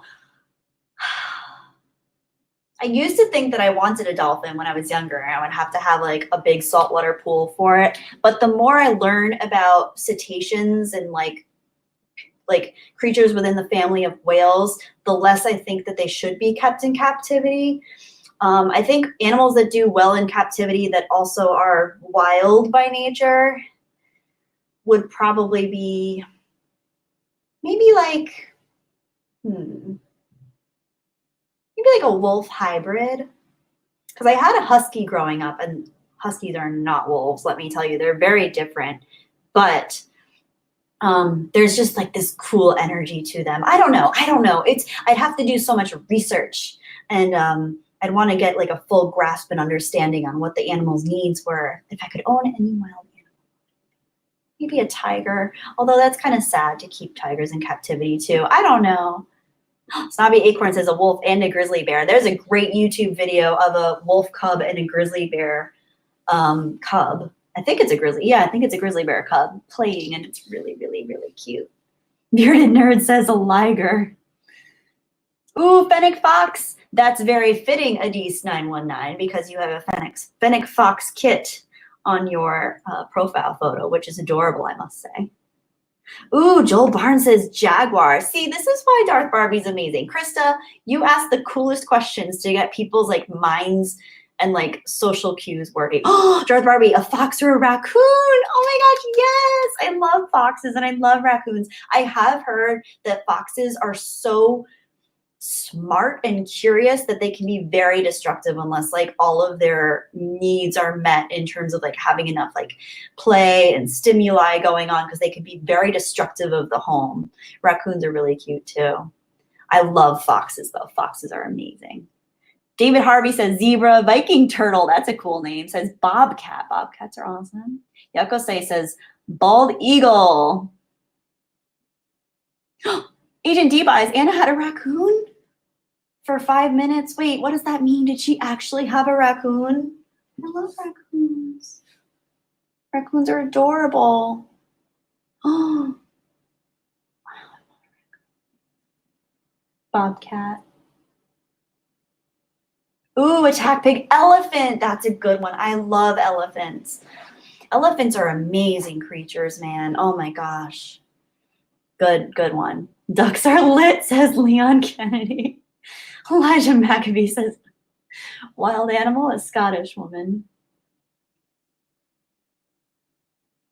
Darth Barbie asks, has anyone ever owned an underrated pet? I've owned a hedgehog. Oh, I love hedgehogs. That's Team Sonic. It's very cute. Underrated. So meaning like it was actually cooler than you thought it was going to be, or that like social perception tells us? Underrated.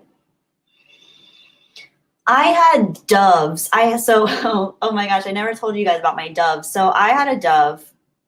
I wanted a dove. I don't remember why. I just was hell-bent on getting a dove. And I had a lot of pets growing up because I was an only child. And as a lonely only child, I loved animals, first of all. I always felt really connected to animals. And I also really just loved having pets, having something to like be with me in the same space. And I always really wanted a dog or a cat, but it took my parents a long time to let me get that. So I kind of worked my way up. But at one point I got really into doves and I wanted a dove. So I got a dove and I named him Merlinius Ambrosius because at that point I was really into like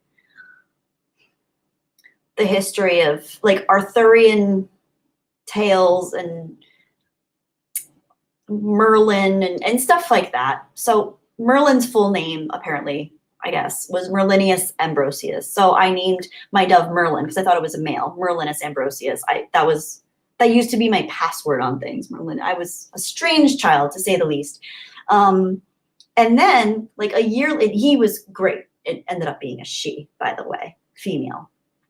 She was great. I ended up later naming her Arwen after I realized she's a female. I found out she was a female because I got her a mate because I thought she was lonely. And I figured that the mate would be of the same gender. And I was so convinced that Merlin was a male that when I went to the pet store, I asked the pet shop owner if I could have another male. And he said, yeah, sure. So he gave me a male. And I forget what I named what I thought was the male. And he ended up being Aragorn. So Aragorn and Arwen got together. They loved each other more than I expected. And they started having babies, like 2 babies every 3 to 4 weeks, I would say. So they started breeding at a very rapid rate. So eventually I ended up having to give them away. But Arwen, she was like the sweetest thing. So long story short, underrated pets, if you get one dove, they can be absolute sweethearts. They're really cool. I love that you had a hedgehog, Krista. I tell the longest, most annoyingly boring stories. I'm sorry.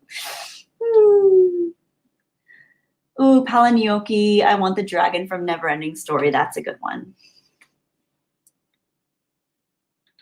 Yeah.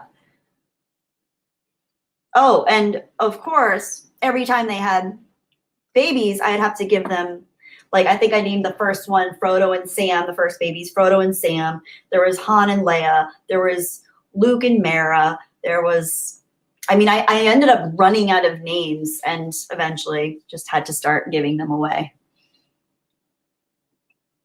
The Batman, I named a stray cat I fed Jimmy Bobbins, LOL. Thank you for your super chat, Batman. That's awesome. Oh, that's really cute. Oh, Darth Barbie, I love doves. That's adorable. You're so sweet. I love that you love doves too. Yeah, they're awesome. I would love to have more pets one day. I love having Nova wherever she is. Oh, she's between the pillows back there. I love cats. I just love her. I don't know. It's weird. Maybe it's because I was an only child. I love having like one pet to put all my love and energy and focus onto. And it's just so sweet. But then again, I think like also as an only child, when it comes to children, I feel like I want more than one child just so I don't have to like make my children repeat that same lonely feeling of feeling all by themselves. But that's a whole other story. I still have to get my stuff together to figure that out. Hero came back. Hi, Hero. Thank you for coming back. What is an Indiana brown bat? Oh my gosh, you want a bat? Oh, I want a bat. I want a bat. Oh, bats are so cool. Oh, I love bats. I love the big flying foxes, the big fruit bats.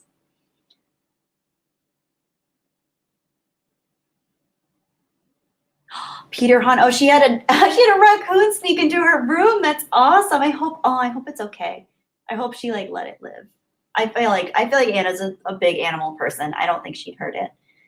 I think I would be tempted to keep it.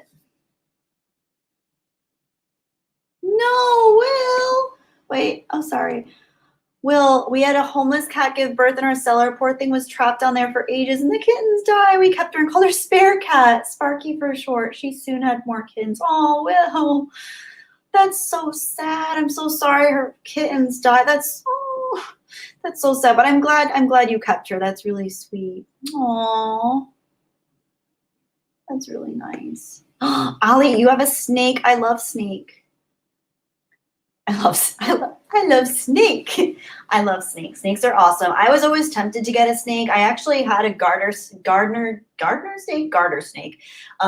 when I was young that I used to hang out with in my yard. He was really cool. He or she, it's hard to tell the gender of any type of reptile unless they have clear dimorphic traits, and snakes, to my recollection, don't, because reptiles and birds, their sexual organs are internal. So it's really hard to delineate between the genders.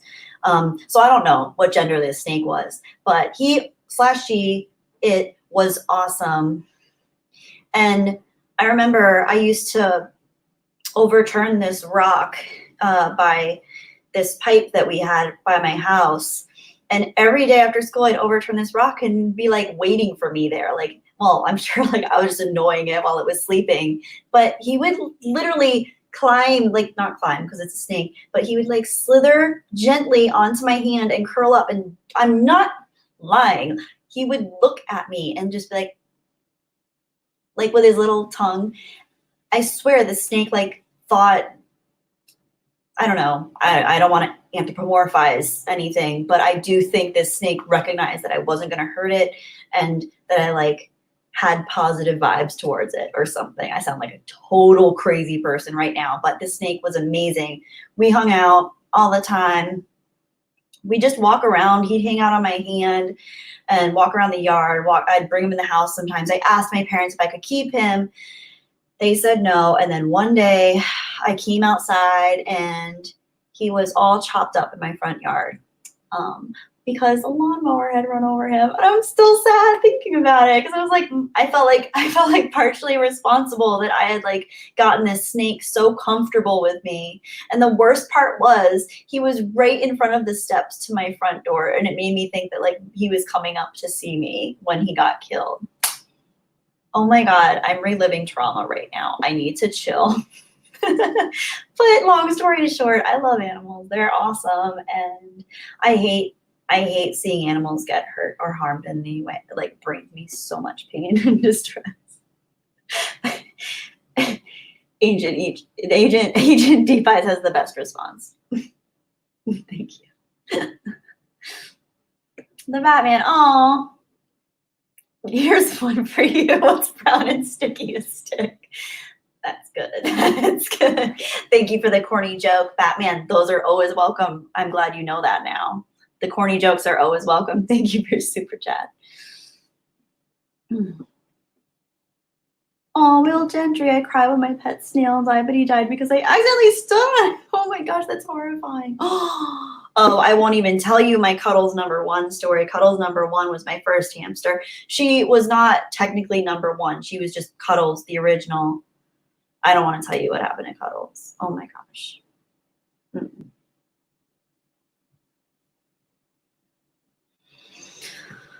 Feeling so many things right now. Okay, we're going to get off. Yes, it's okay. He's in snake heaven, Leon. Yes, thank you. King of Ruckus F. The Bastard of America. That was a sweet story. Thank you, Bastard of America. Hero, that's not nice. I'm not going to highlight that comment. I don't. That's sad. I hope you got over that stage. But to be fair, I think when we're young, it can be very natural and organic for us to explore our inner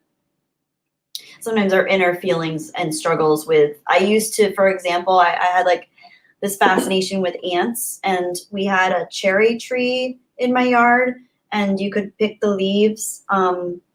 They would be folded in half, and inside would be a little silkworm. It wasn't a silkworm, technically. It was like a tiny little green inchworm, but they would thread these leaves, stitch them together, and I would take the little green worm out, and I would bring them over to the ant colony and put it just outside the ant colony, and just for hours watch the ants like overtake this little inch worm. Now I feel like so guilty that I ever did that. Like, what was I thinking?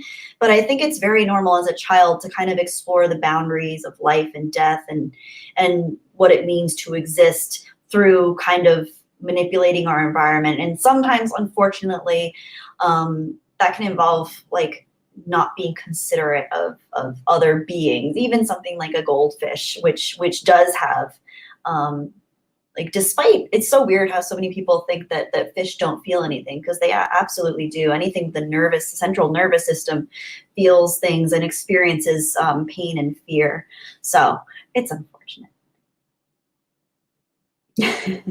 Oh, Hero, you weren't stupid. You weren't stupid. You were just doing some exploring. I'm just glad you're over that stage. No more harming animals with this community. Let's just go that far.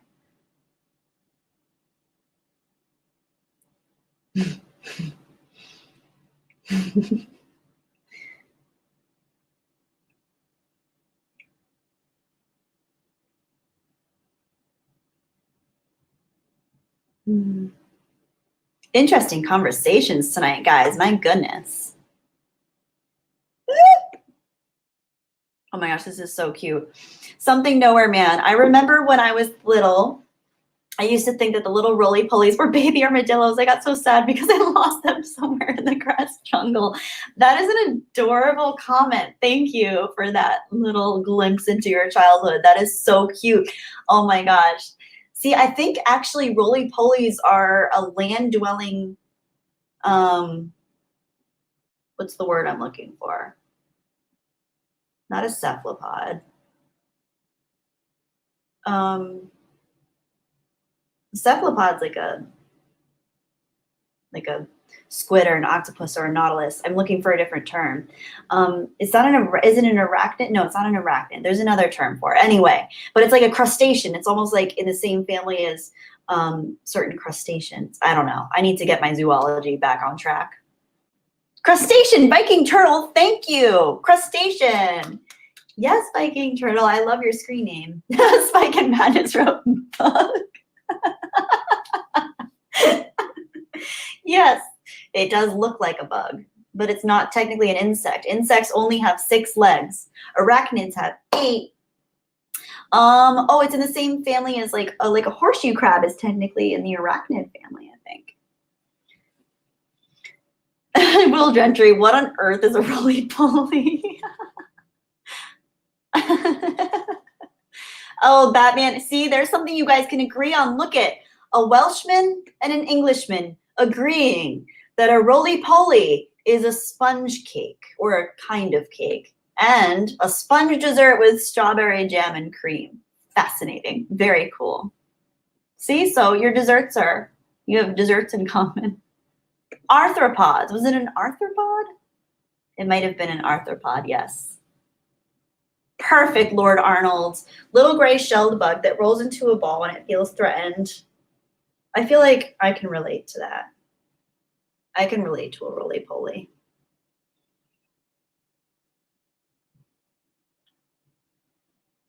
Pillbug, yes, Will Gentry. Pillbug, that's another term for them. That's so cute that you thought that they were baby armadillos. That's the cutest thing. That's so cute. Will Gentry, oh, you mean a woodlouse. Is that what they're called? Woodlouse? Woodlice? Oh, you guys have such cooler names for it.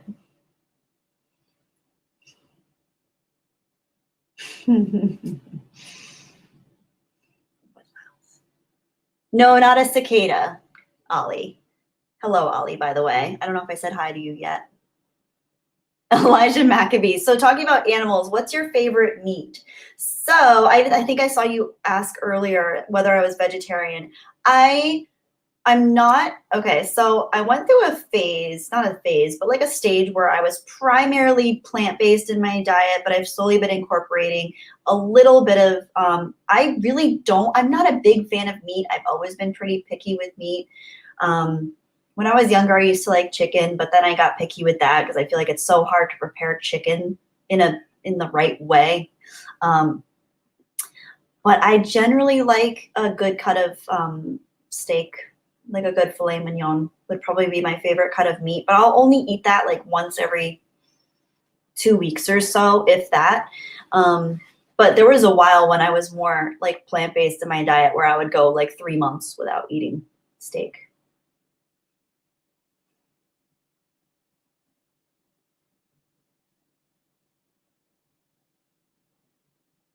Oh, Travis, my cat has the cutest bond with my 300-pound half Timberwolf dog. They're like a big brother and little sister kind of relationship. I've commented good descriptions of my dog and cat earlier. That's so cool, Travis. That's amazing that you have half a Timberwolf dog. I love wolf hybrids. They're so cool. They're such special animals. They have really like such a combination of personalities depending on what breed of dog they're bred with. Sorry, I just saw Christian. I love swine. The Batman, what on earth do you eat then? Well, primarily vegetables, legumes, fruits, nuts, grains, and then the occasional meat. I just find that like if I eat meat too often, I just start to feel a little bit like more tired. And Joel Barnes, meat is fantastic, Kelly. Yes, I know. And I've been working out more regularly now. Like for a while, I was just basically doing like yoga, hiking, but now I've been doing yoga, hiking, and indoor bouldering, and I'm starting to do calisthenics. So I need a little bit more heme-based protein. So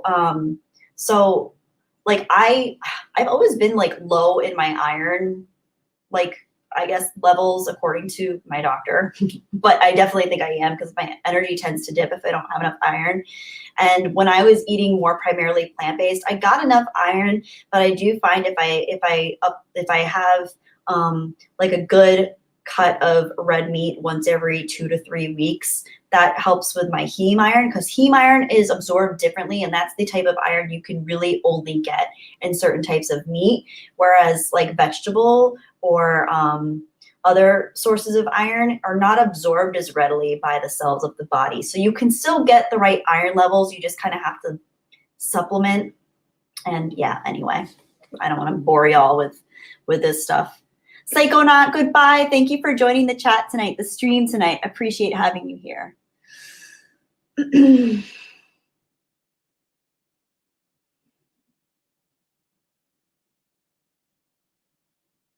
Darren, like my father before me. Does anyone want to buy a broken barometer? No pressure. Very cute. I like that. Oh my gosh. Zitronek Kotjote Zucker. Ooh, nice. Jedi Bunny is streaming and I'm awake to see it. Greetings from Germany, the land of beer and people like my trying to wrote English. Thank you for being here. I don't know how to pronounce your name, but I'm very happy that you got to make it tonight. Hello in Germany. Oh my gosh, how exciting. Yay. DJ Fox, you're driving again, aren't you? I hope you're not texting. You better be whatever it's called, chat to texting. Attack Pig, who's tried human.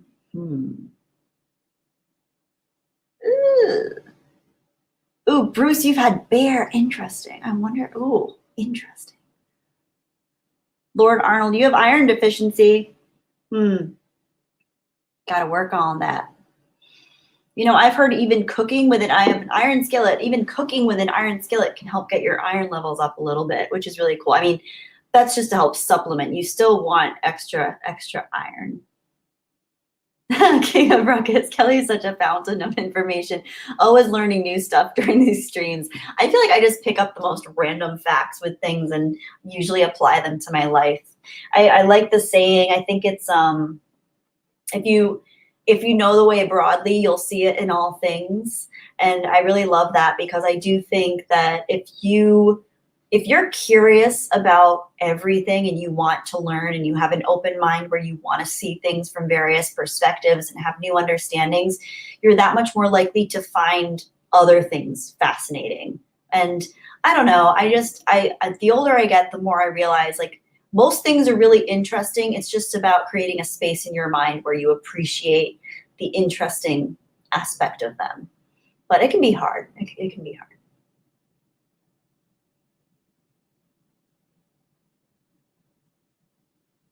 Wise guys, yes, I do take iron supplements. Yes, I do.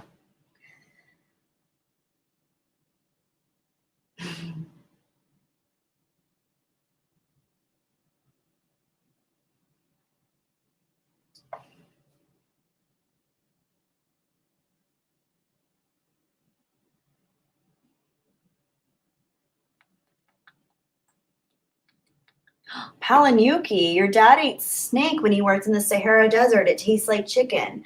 That's so fascinating. And I've heard that about a lot of reptilian dishes that they end up tasting like chicken, which does make sense from a biological perspective because I think that their muscle mass is very similar. Their fat density is very similar, and the fibril structure of their bodies is similar. So like reptiles and birds are along the same line, so to speak, in certain ways. I'm not giving a zoology lesson. I just know that's funny that you say that because I've also tried alligator when I was younger, and it did taste very much like a very tender chicken. It was actually really, really good. But I like alligators too. I like all animals. That's the only thing is like I love animals and I know that they're, very nutritious and but I just like, I don't know. I would be open to trying lab grown meat so we don't have to like farm millions of animals at the same time. Cause I don't know, just like it would just be a nice thing to try. As long as it's good, I liked it. Although I don't disapprove of hunting. I think hunting's way cooler than like factory farms. If you're a hunter, that's cool. Someone mentioned earlier, Elijah, I think you mentioned that you're a hunter. Oh, David, thank you so much for your super chat, David.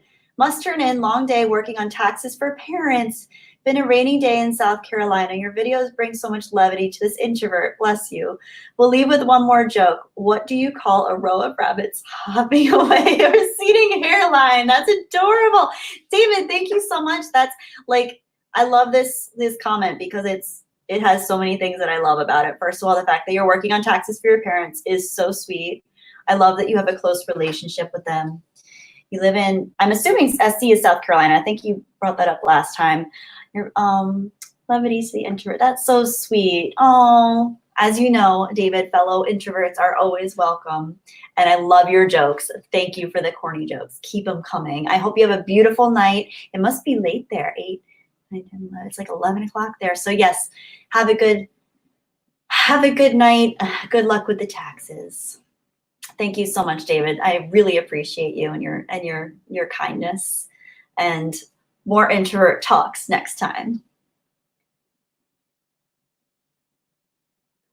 Viking turtle. Have you or would you ever try whale? I don't know. I can't imagine it would be good. They have any marine mammal has such a high fat content. Especially, well, it depends on the whale, I guess. I mean, well, the Inuit have eaten, and native First Peoples of Alaska, I guess they've eaten whale for centuries or thousands of years.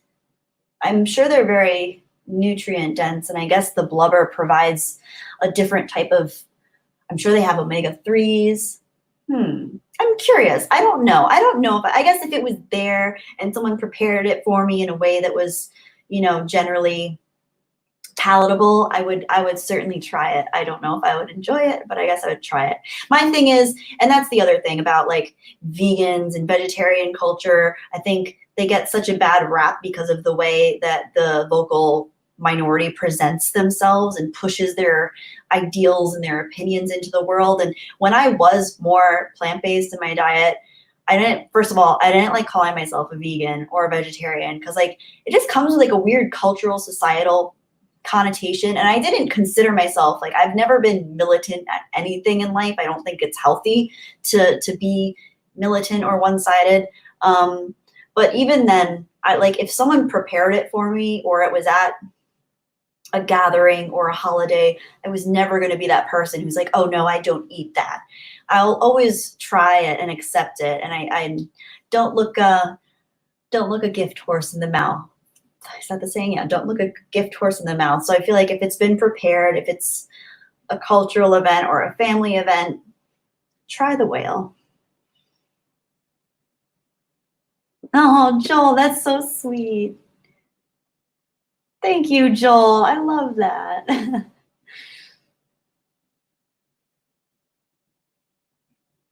Ooh, okay. The translation for your name in English is lemon coyote sugar. Sounds strange a little bit. I love that. Oh, that's so cool. I see it now. Zitronnej kojot, zucker. That makes sense. The zitro is citrus. Citrus. Yeah, lemon. Kojot. I don't know how to pronounce that. Kojot, coyote. Zucker, like sucker. Sugar. No, zucker. Sugar. Oh, that's so cool. I love that. That's so cool.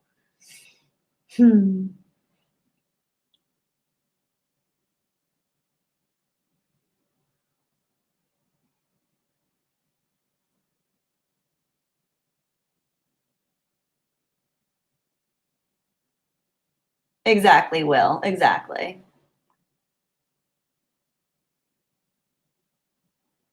DJ Fox. My name means DJ Fox.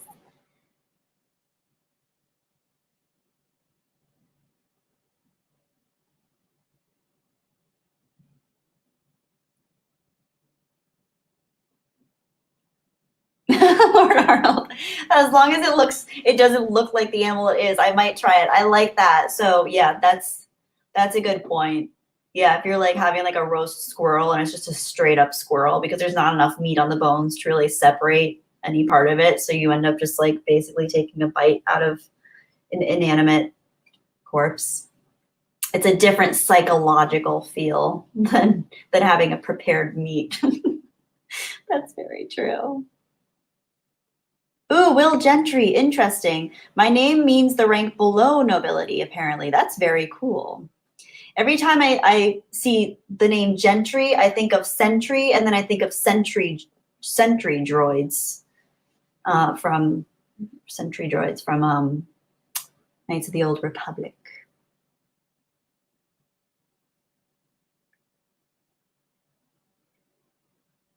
Leon Kennedy, frog's legs look exactly like a frog's legs. DJ Fox, I like your screen name. I think it's very cool. I've always thought it was cool, especially with your dog's picture next to it. I think it just looks awesome and sounds awesome. Jeremy's waffles. I eat everything put in front of me. Oh, another dog picture.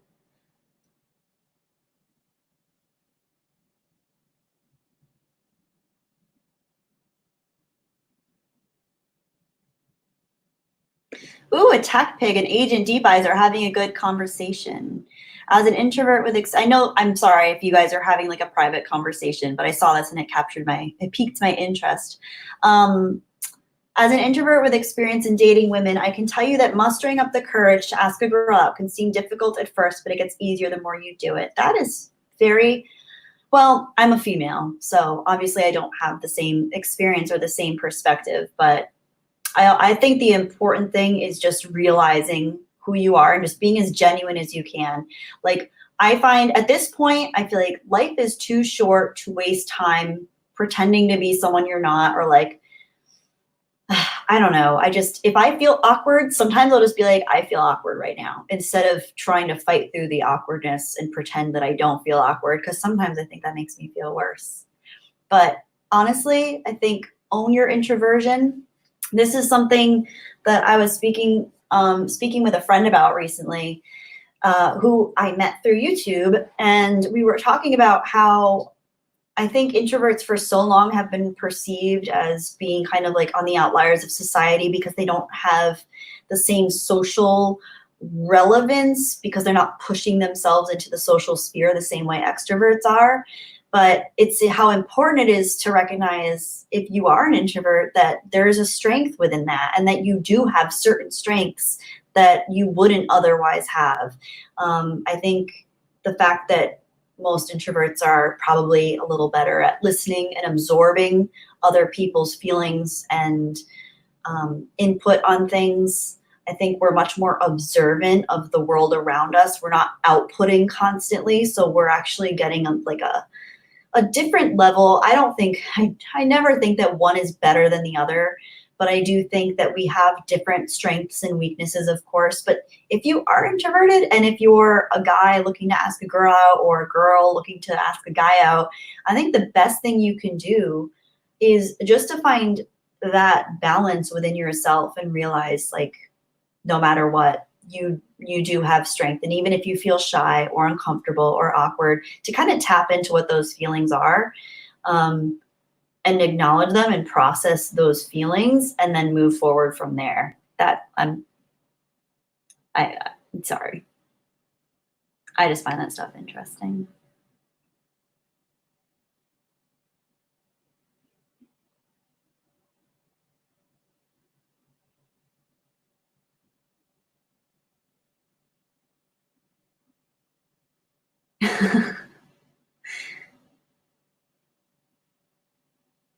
The Batman. Just talk, accept their super chats and buy stuff. Thank you, Batman. You make everything so much simpler for me when you put it that way. I appreciate it. Thank you for your super chat. I'll keep talking. I'll keep talking. But I'm enjoying the conversations you guys have to offer, the questions, the comments. It's really interesting.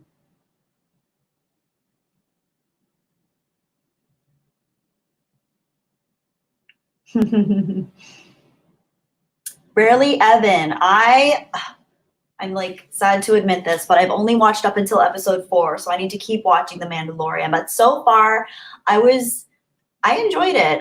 It wasn't my favorite in the Star Wars realm, but as far as anything that's come out in the last few years, I think it's far better. I still haven't seen Rise of Skywalker, and I don't intend to ever if I can help it. But I did enjoy The Mandalorian. I enjoyed it. It wasn't perfect. It wasn't my favorite, but I enjoy certain elements of it, and I think it has a lot to offer. And I hope the showrunners continue on the path of trying to create a unique experience that also taps into what the original Star Wars fans really enjoyed. So yeah, it's got some cool stuff going on.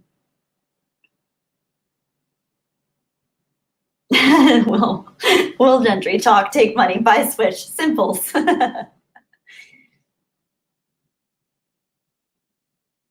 Viking turtle. I'm still waiting to see if the silver cat or the black cat is going to be the first to move. Nova's pretty cuddled up right now. Her head is upside down, which means she's sleeping pretty soundly right now. I don't want to wake her up. But my bet's not on the silver fox. It's a silver fox, by the way. But it's funny, the lady that sold it to me thought it was a cat too. I bought it in Delaware. I was taking care of a friend's pets. She had like a whole menagerie of pets. And I was there for a week taking care of her pets. And I saw this little, technically I think it's, well, you know what? Let me bring it over. I think it's actually almost like a golden hue. You can't really tell. It's almost like it has like a gold sheen to it. But yeah, I think it's supposed to, the ears would be a little bit shorter if it were a cat. But anyway, yeah. But when the lady was ringing up, she said, "Here's your cat." I don't know why I had to say a whole story about it being from Delaware, but I guess just because it's a personal, it had a very vivid experience tied into it. The dude is here. Hi, the dude. Good to see you. Tech 44, 2 hours. Y'all doing great. Yes, I'm excited. Exactly, Atomic Artist 415. We introverts have always been treated as if there's something wrong with us, or that we just need to do this or that to get over it. There is nothing to get over. We are who we are. Yes. So well said. So beautifully said. And this is something I could talk about forever, but I'm sure that there are also extroverts in the stream, and I don't want to bore extroverts with the talk of introverts, but it is a really, really interesting thing. And I think there's a lot of knowledge to be garnered, not just from introverts understanding the nature of introversion, but also extroverts understanding, because it takes both types and the whole spectrum of sociability social mobility. I don't know what you would call it. The whole spectrum of introversion, extroversion, ambiversion. It takes all of us to kind of understand each other, I think, for the world to function a little bit better. But historically, I think extroverts have been put on pedestals a little bit more. But at the same time, a lot of the, the history makers and the geniuses of our time have leaned more towards introversion. So there's a lot to be garnered from both ends, from both sides. Yes, Piano Dean, I agree. Yes. Solitude recharges the batteries. Yes, indeed. Exactly. Oh, is Bruce leaving? Hang on, I see people saying bye to Bruce. Bye, Bruce. Thank you so much for stopping by the stream. It was so nice to have. I guess you didn't stop by. You were here like the whole time. Thank you so much, Bruce, for being on the stream the whole time. Oh, Lord Arnold. Yes, Lord Arnold. I need to remember that you're an extrovert. It doesn't bother me. I'm your resident extrovert. Yes, you are, Lord Arnold. I wish I could give you like a special star next to your name for being the resident extrovert. Gen X. Oh, I need to boost my own vocabulary because sometimes I find that I'm running through the same terms too often. When I find a good word, I remember there was when I was younger, I discovered the word plethora, and I thought it was just such a cool word. So I was applying it to as many things as I possibly could in conversation because I just thought it sounded cool, plethora, but I pronounced it plethora. I don't know. It just had like a weird, like a cool, vibey science fiction feel to it when I would say plethora. So I would be like, oh, well, there's a plethora of ideas within that theme. And like I'd say it. And then one day, I think one of my parents was listening to me talk, and they're like, you realize it's actually pronounced plethora, not plethora. So pronunciation is important. Peter Hahn. Ooh, you have an 8-hour cap. That's the thing. When I'm working, especially if I'm working with people that I really connect with, or if I'm working with kids who are just their genuine selves without any kind of pretense, I find pretense and inauthenticity to be the most draining because there are different levels of people. Some people I feel like I could spend 24/7 with and not get drained. I need some solid, well, I shouldn't say 24/7. I do need breaks periodically to recharge myself, but some people just drain my batteries more than others. But I find that like people that just aren't willing to be like, I'm so happy to be around awkward people as long as they're like owning their awkwardness. Like if they're awkwardly trying to be someone they're not, I find that draining. But if they're just awkwardly being themselves, I find that endearing. So there's like a big difference there for me. It's an interesting thing. Lord Arnold, plethora sounds like a hot villain chick. Yeah. Yeah, it does. Epitome is good to see written down before you hear it. I've heard it said epitome lots of times. I've heard that too. Epitome. That's a great word. Epitome is a wonderful word. But yes, I've heard a lot of people say epitome, which is really funny. It is funny to see people pronounce words incorrectly, but I can't judge because I've been there myself. Peter Colabucci says, I am odd. That's good, Peter Colabucci. Own your oddness, honestly. That's where it's at. As long as your oddness isn't hurting anybody or hurting yourself, own your oddness. That's cool. The Batman. Butterfly, and I'm worried that I'm going to say a swear word. Hang on. Is this really butterfly, Batman? I don't know. I'm getting nervous. Okay, butterfly in German is Schmetterling. Schmetterling. Schmetterling. Really? Did I just say a bad word? Did you make me say a bad word in German? I hope not.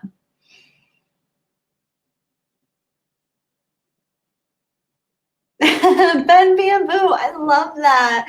We're much like belly buttons. Some are innies, some are outies. Yes.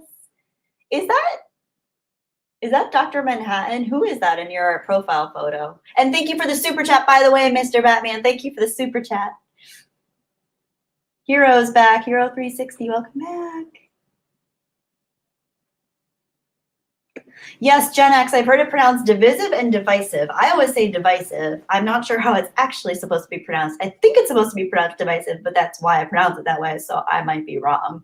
But I hear divisive too. I think that's one that you can do either way. Tabernacle. Rarely even, or Evan. I don't know if I'm pronouncing that right. Favorite TV shows of all time. I love that you asked this. I would have to say my top favorite show of all time is 6 Feet Under. If any of you wants a phenomenal show that explores human relationships, existential thought, existential fear, death and dying, family dynamics, developmental dynamics in a really, what I consider to be riveting, powerfully moving way, 6 Feet Under is a great show to look into. I rarely recommend it to people, but I do feel like a lot of you guys will appreciate it. I know Gary's not here anymore, but I recommended it to Gary last week because I think he definitely grapples with a lot of the same kind of existential like anxiety that I have on a certain level. And I think 6 Feet Under is a phenomenal show for that. It's my top favorite. I also love Breaking Bad, Better Call Saul. Better Call Saul just came out again last night, by the way. It was awesome. The Sopranos. Twin Peaks. Oh my gosh, I love Twin Peaks. You guys know I love David Lynch. Absolutely adore David Lynch. And I love Twin Peaks. The original, the first season is great. Second season was meh because David Lynch left and the network was stupid. And then The Return, the new one that came out a couple years ago, was phenomenal. Like David Lynch at his best. I love the X-Files growing up, especially the earlier seasons. That's a great question. Favorite TV shows? That's a really good one. Really, Evan, I have seen Dexter. I was not personally a huge fan of Dexter. I know that was like a huge cultural phenomenon and people loved it. But Michael C. Hall, who plays Dexter, is also in 6 Feet Under, and he is phenomenal in that show. He has really good acting chops. Oh, and Curb Your Enthusiasm.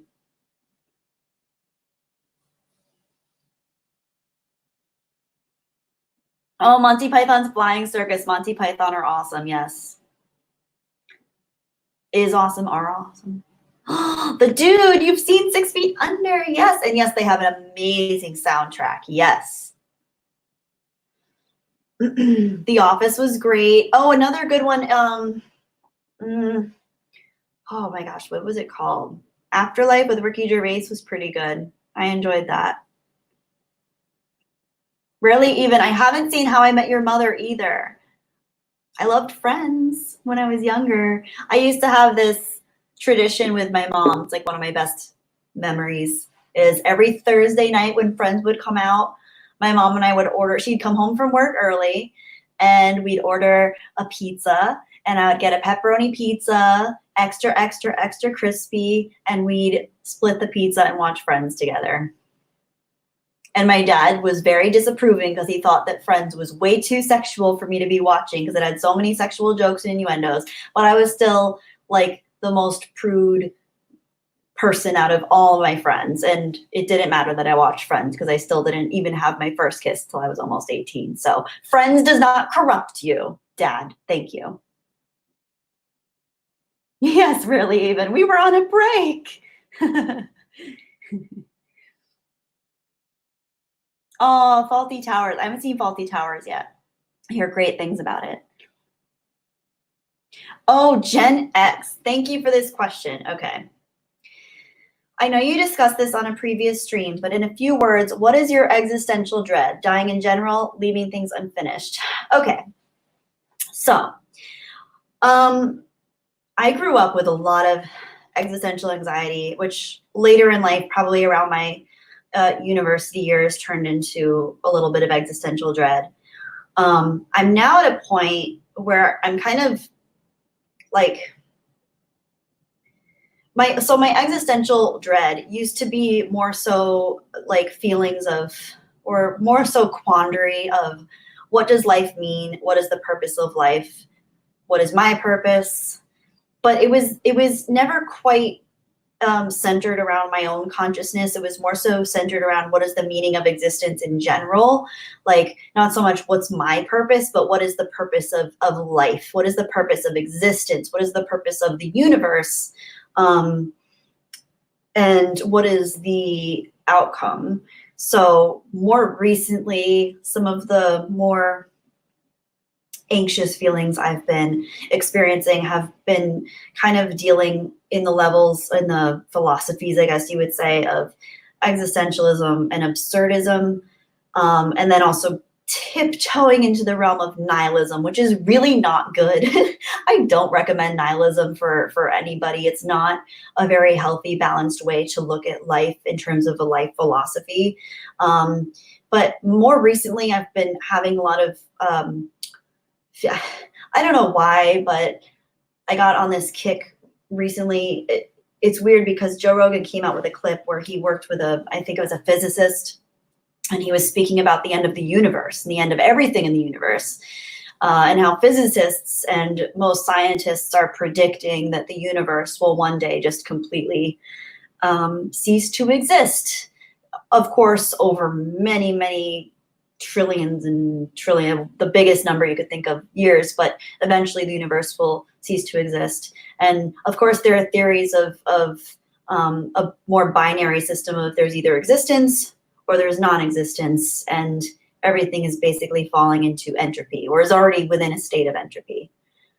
This stuff is too heavy for me to unpack right now. Exactly, Sean Sarto, you will go mad. I'm not going to get into all this right now, but that's just like kind of the tip of the iceberg as far as my existential dread is basically thinking about not only like what does my existence mean, what do my loved ones and like humanity, and then further like life in general and the planet and the universe, what does that existence mean, but what does it mean if it will one day cease to exist? So yeah, there's a lot there. There's a lot to unpack. Will Gentry, yeah, it'll be the year 100 trillion according to Doctor Who, LOL.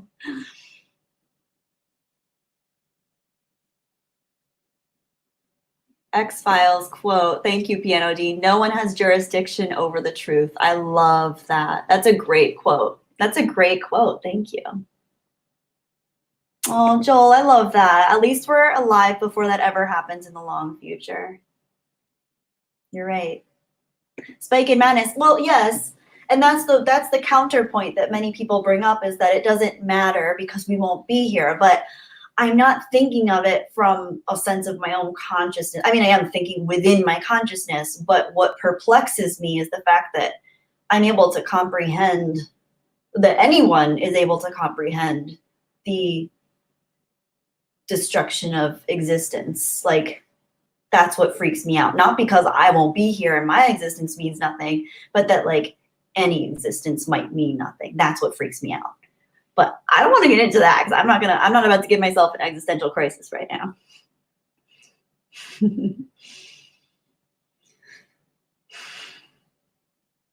Really, Evan, yes, I watched the Breaking Bad movie, El Camino. I enjoyed it. I loved the Jesse Pinkman character. I thought it was really well done. I don't necessarily think it was necessary, though, in terms of, I love Breaking Bad. I love Better Call Saul, but I just don't know that. I mean, it was great. It was really well done. Actually, some of my favorite scenes were with, I forget the actor's name, but he kind of looks like if Matt Damon were shorter and like tried meth a few times. That's so mean. But I only say that because of the show, the context of the show, Breaking Bad. But the actor, he looks a little bit like a shorter Matt Damon. His character was really great in that movie. That was my favorite highlight of the movie, but I enjoyed it. Kevin P, I did not have dinner yet, and I'm getting hungry. Can you tell? I'm getting like, if I don't eat for more than an hour and a half, I start to get like jittery. I'm wondering if you can actually tell. Attack Pig, I love this. I think the purpose of existence is just to enjoy this crazy ride that we call life. In the end, we will need to look back on our favorite memories and laugh like the Joker. Ooh, Agent Deep Eyes. I'll be honest, I'm a little terrified of the idea of dying, but okay, I'll quote Gladiator. When you're faced with death and he smiles at you, all you can do is smile back. I love that. I love Gladiator. And in the words of the great Marcus Aurelius, I think it was, what we do in life echoes in eternity. Tactic, no. I need to eat. I need to eat.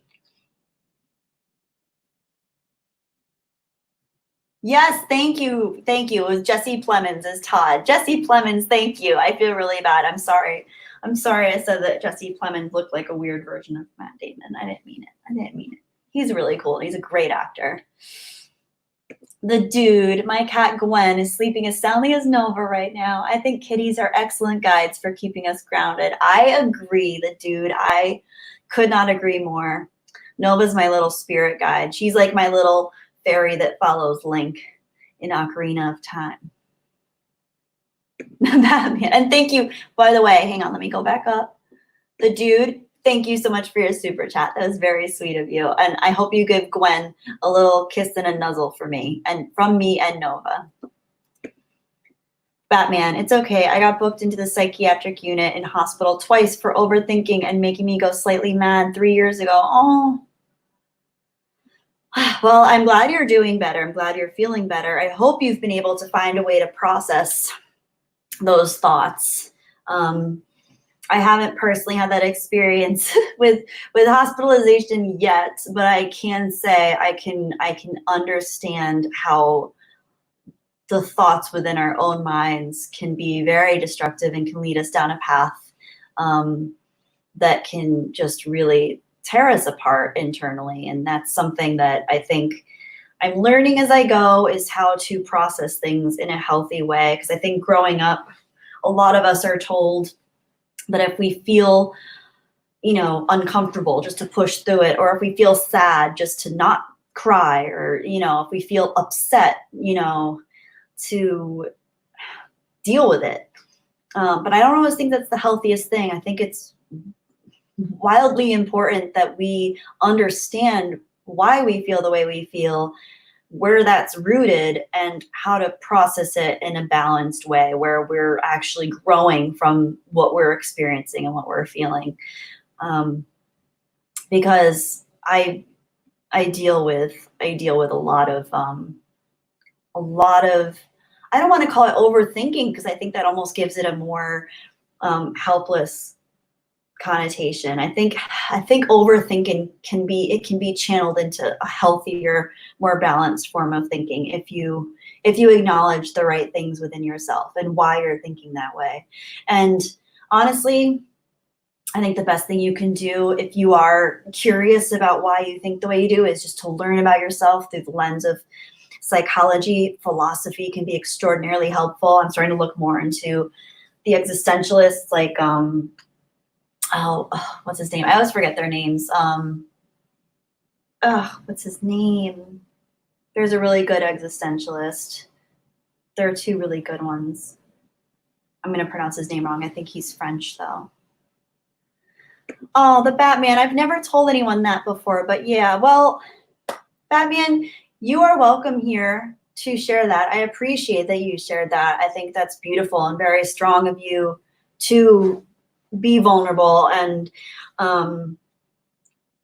I think that's our real power and our real strength, is being able to tap into why we feel the way we feel and where those feelings come from. So the fact that you're willing to share that experience, and the fact that you're willing to share that you do have those thoughts that can kind of get you going to a place that isn't balanced or healthy for you, that's a big deal. Because there are a lot of people that I have met that are not even willing to admit that their thought process might not be healthy. So the fact that people are open to the notion that maybe I could process things differently, that is a big deal, and that is a strength.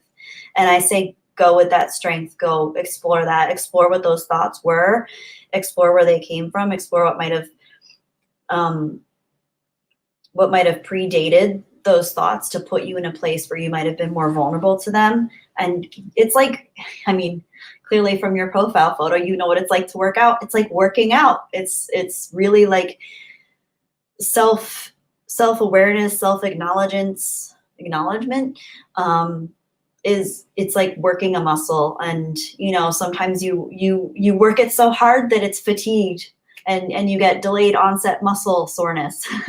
But then you wait a couple days, and you process it, and you feed it again, and you realize, okay, I can get stronger next time, and I can realize where this is coming from, what the root is. So you're awesome. Thank you for the super chats, by the way. But it's, yeah, like Will Gentry says, it's nothing to be ashamed of. Will Gentry, awesome comment.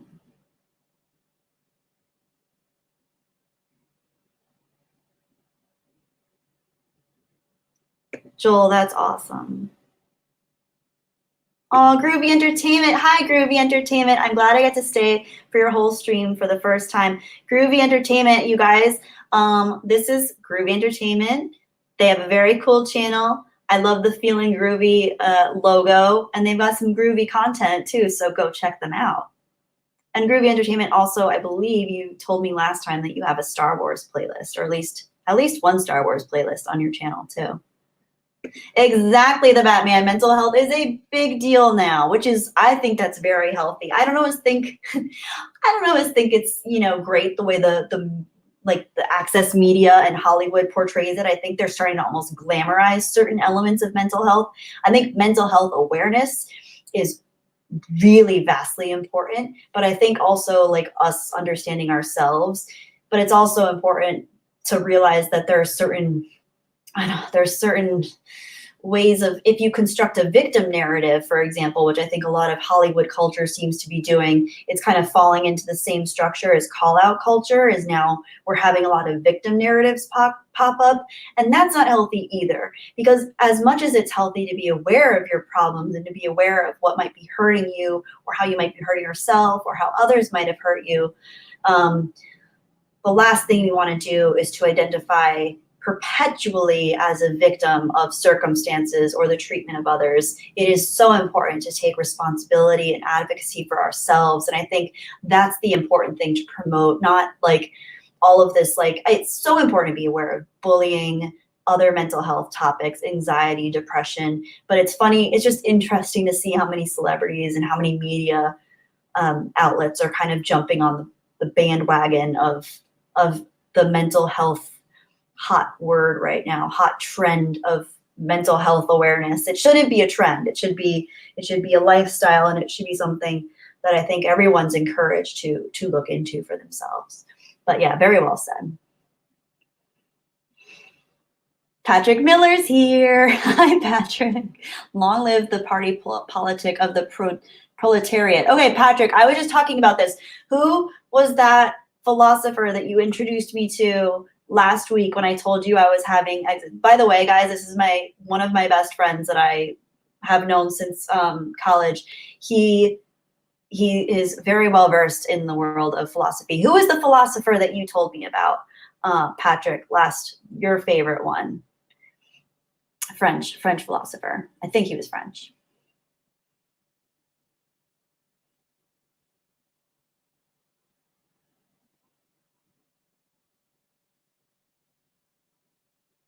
Camus, Albert Camus. Yes, Albert Camus. Yes.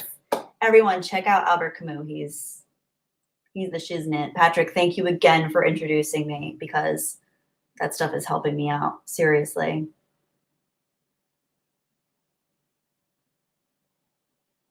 Attack Pig. I can relate to this. My overthinking habit is terrible. My mind doesn't stop until it finds every possible explanation for any given situation. I think that's much more common than people realize. I definitely do that. I think that can be a form of intellectualization or sometimes rationalization. I think you should look into possibly Stoicism,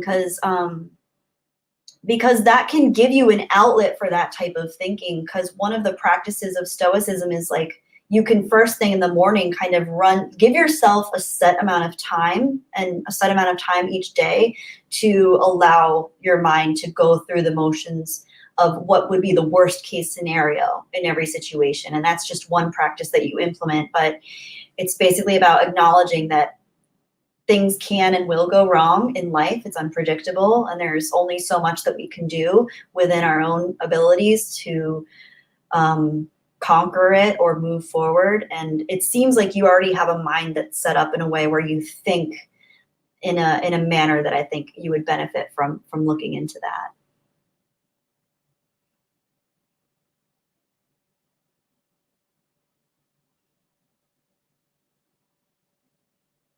Okay, guys, just letting you know, I still haven't eaten dinner and I am getting really hungry. So I can't stay too much longer. We've gone on for almost 3 hours. Oh my gosh.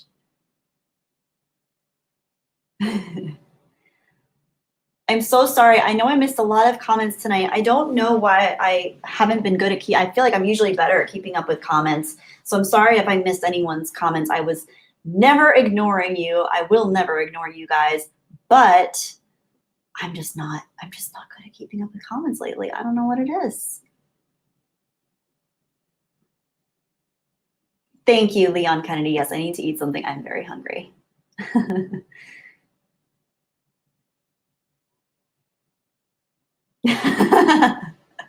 Promises the P.O. box. I can't promise it yet, but I am considering it. I am considering the P.O. box. I'm considering it, but I'm not ready yet. I'm not ready. We'll see. Really. Of course, no, I did wonder what happened to Jesse, but I also enjoyed having it open-ended. I'm glad that he ended up okay, but I also still feel like it was a little bit open-ended. I just thought the ending of Breaking Bad was so phenomenal. I felt as though I didn't really need anything extra. I didn't need anything on top of it. And I had faith that Jesse would find his way because of the content of his character.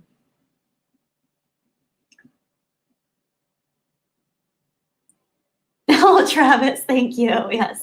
Kelly, we adore you greatly and are starting to be concerned about you. You should go eat something, my friend. Thank you, guys. I think I am going to get going because now my shoulder is getting sore too. This is what I know it's my time to go is I'm getting hungry, like hungry, and my shoulder is getting sore. That's like my way of telling that I need to get going.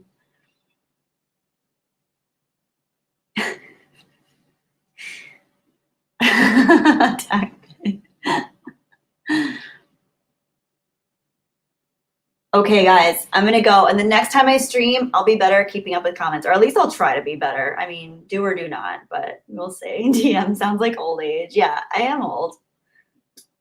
I'm 900 years old. I'm 11D1. Just some tea. Notice my previous comment. Hang on. I don't see your previous comment. Where are you?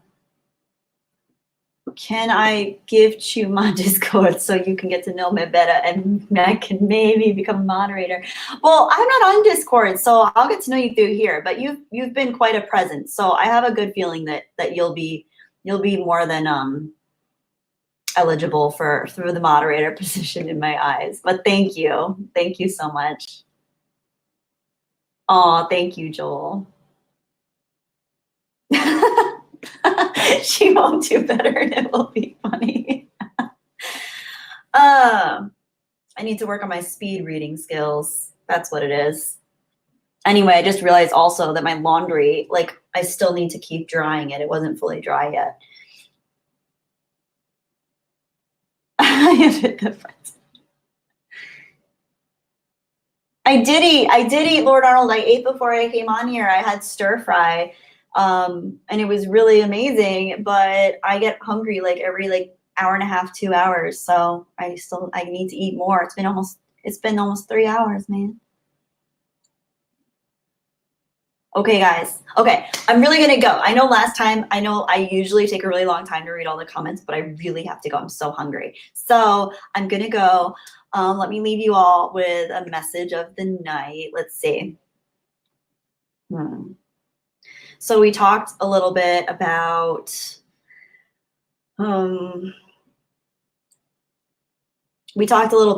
being comfortable with who we are and understanding our thought processes and how to deal with things in a healthy way and how to be ourselves in a healthy way. I know I don't know all of you, extraordinarily well, but I have been speaking with a lot of you for quite a while now, and I think of myself as a pretty good judge of character. And I can say that the general trend I notice with a lot of you guys in the chat is that it seems like many of you, if not most of you, express a lot of self-awareness, but also it's really cool to see how many of us are more on the introverted side of things. But even if you're not more introverted, it's always beautiful to see someone with any level of self-awareness in a world where sometimes it seems that that trait is sadly lacking. So I say, I'll leave you with this note. If you ever feel down, if you feel like you don't belong, if you feel like you don't understand your place in the chaos of everything, you can tap into yourself, and you can learn, and you can grow, and you can strengthen yourself and your understanding of not only the world, but of your place in it. And I don't think anyone has all the answers when it comes to the nature of existence. But I do think that there are a lot of brilliant minds out there who have done a lot of the groundwork for us. And if you choose, you can educate yourself on those things through paths of looking into, as I mentioned before, psychology or philosophy, or a good friend that you can have a conversation with, or someone that you meet in a chat room or a Reddit thread. It doesn't matter. But I do think it's important for us to tap into who we really are and to be willing to be genuine with ourselves and make sure that we're connecting genuinely with who we are in the world and with the world. And always go out and get some nature, because that always helps with things. Anyway, I'm sorry I've been ignoring you guys. But that was a message for all of you. So I know you guys were commenting, but I just wanted to make sure you all felt that way.